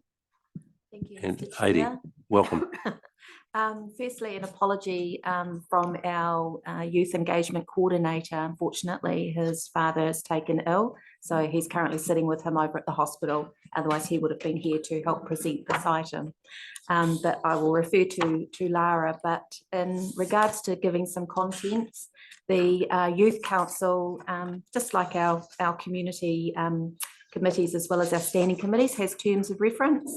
Under the delegated authority, our general manager community has the authority to sign off on terms of reference for these particular groups. So this is just being presented to council for its information and just to highlight some of the core areas which have seen some changes. So when you see within the report, which Lara can speak further to, our youth council's definitely gone through the last 12 months with some forming, storming and reforming, and that has led to us making some pretty significant changes to the terms of reference just to reflect on how our youth council wish to take their meetings further, as well as the mahi that they do. So if there's any other questions, otherwise I'll refer to Lara if she would like to speak further to it. Councillor Batmore. Thank you, Janine. Who is Lara, just in case anyone was confused? It's the same person. Sure is. Look, I won't go over what was in the report, but just to say that it was a real team effort. So thank you to Janine, Adi and Joey for working on those. They were turned quite significantly. And then agree that we were going on into the right direction. So thank you, team. Appreciate that. Probably fair to say this is kind of maybe what next for us, is that the terms of reference, the code of conduct and the role descriptions are pretty heavy going for members of the Youth Council. And what we would really like to do, if resources would allow, is get some vibrant young comms type minds to have a look at those and really make them accessible for young people so they don't look quite so scary and overwhelming.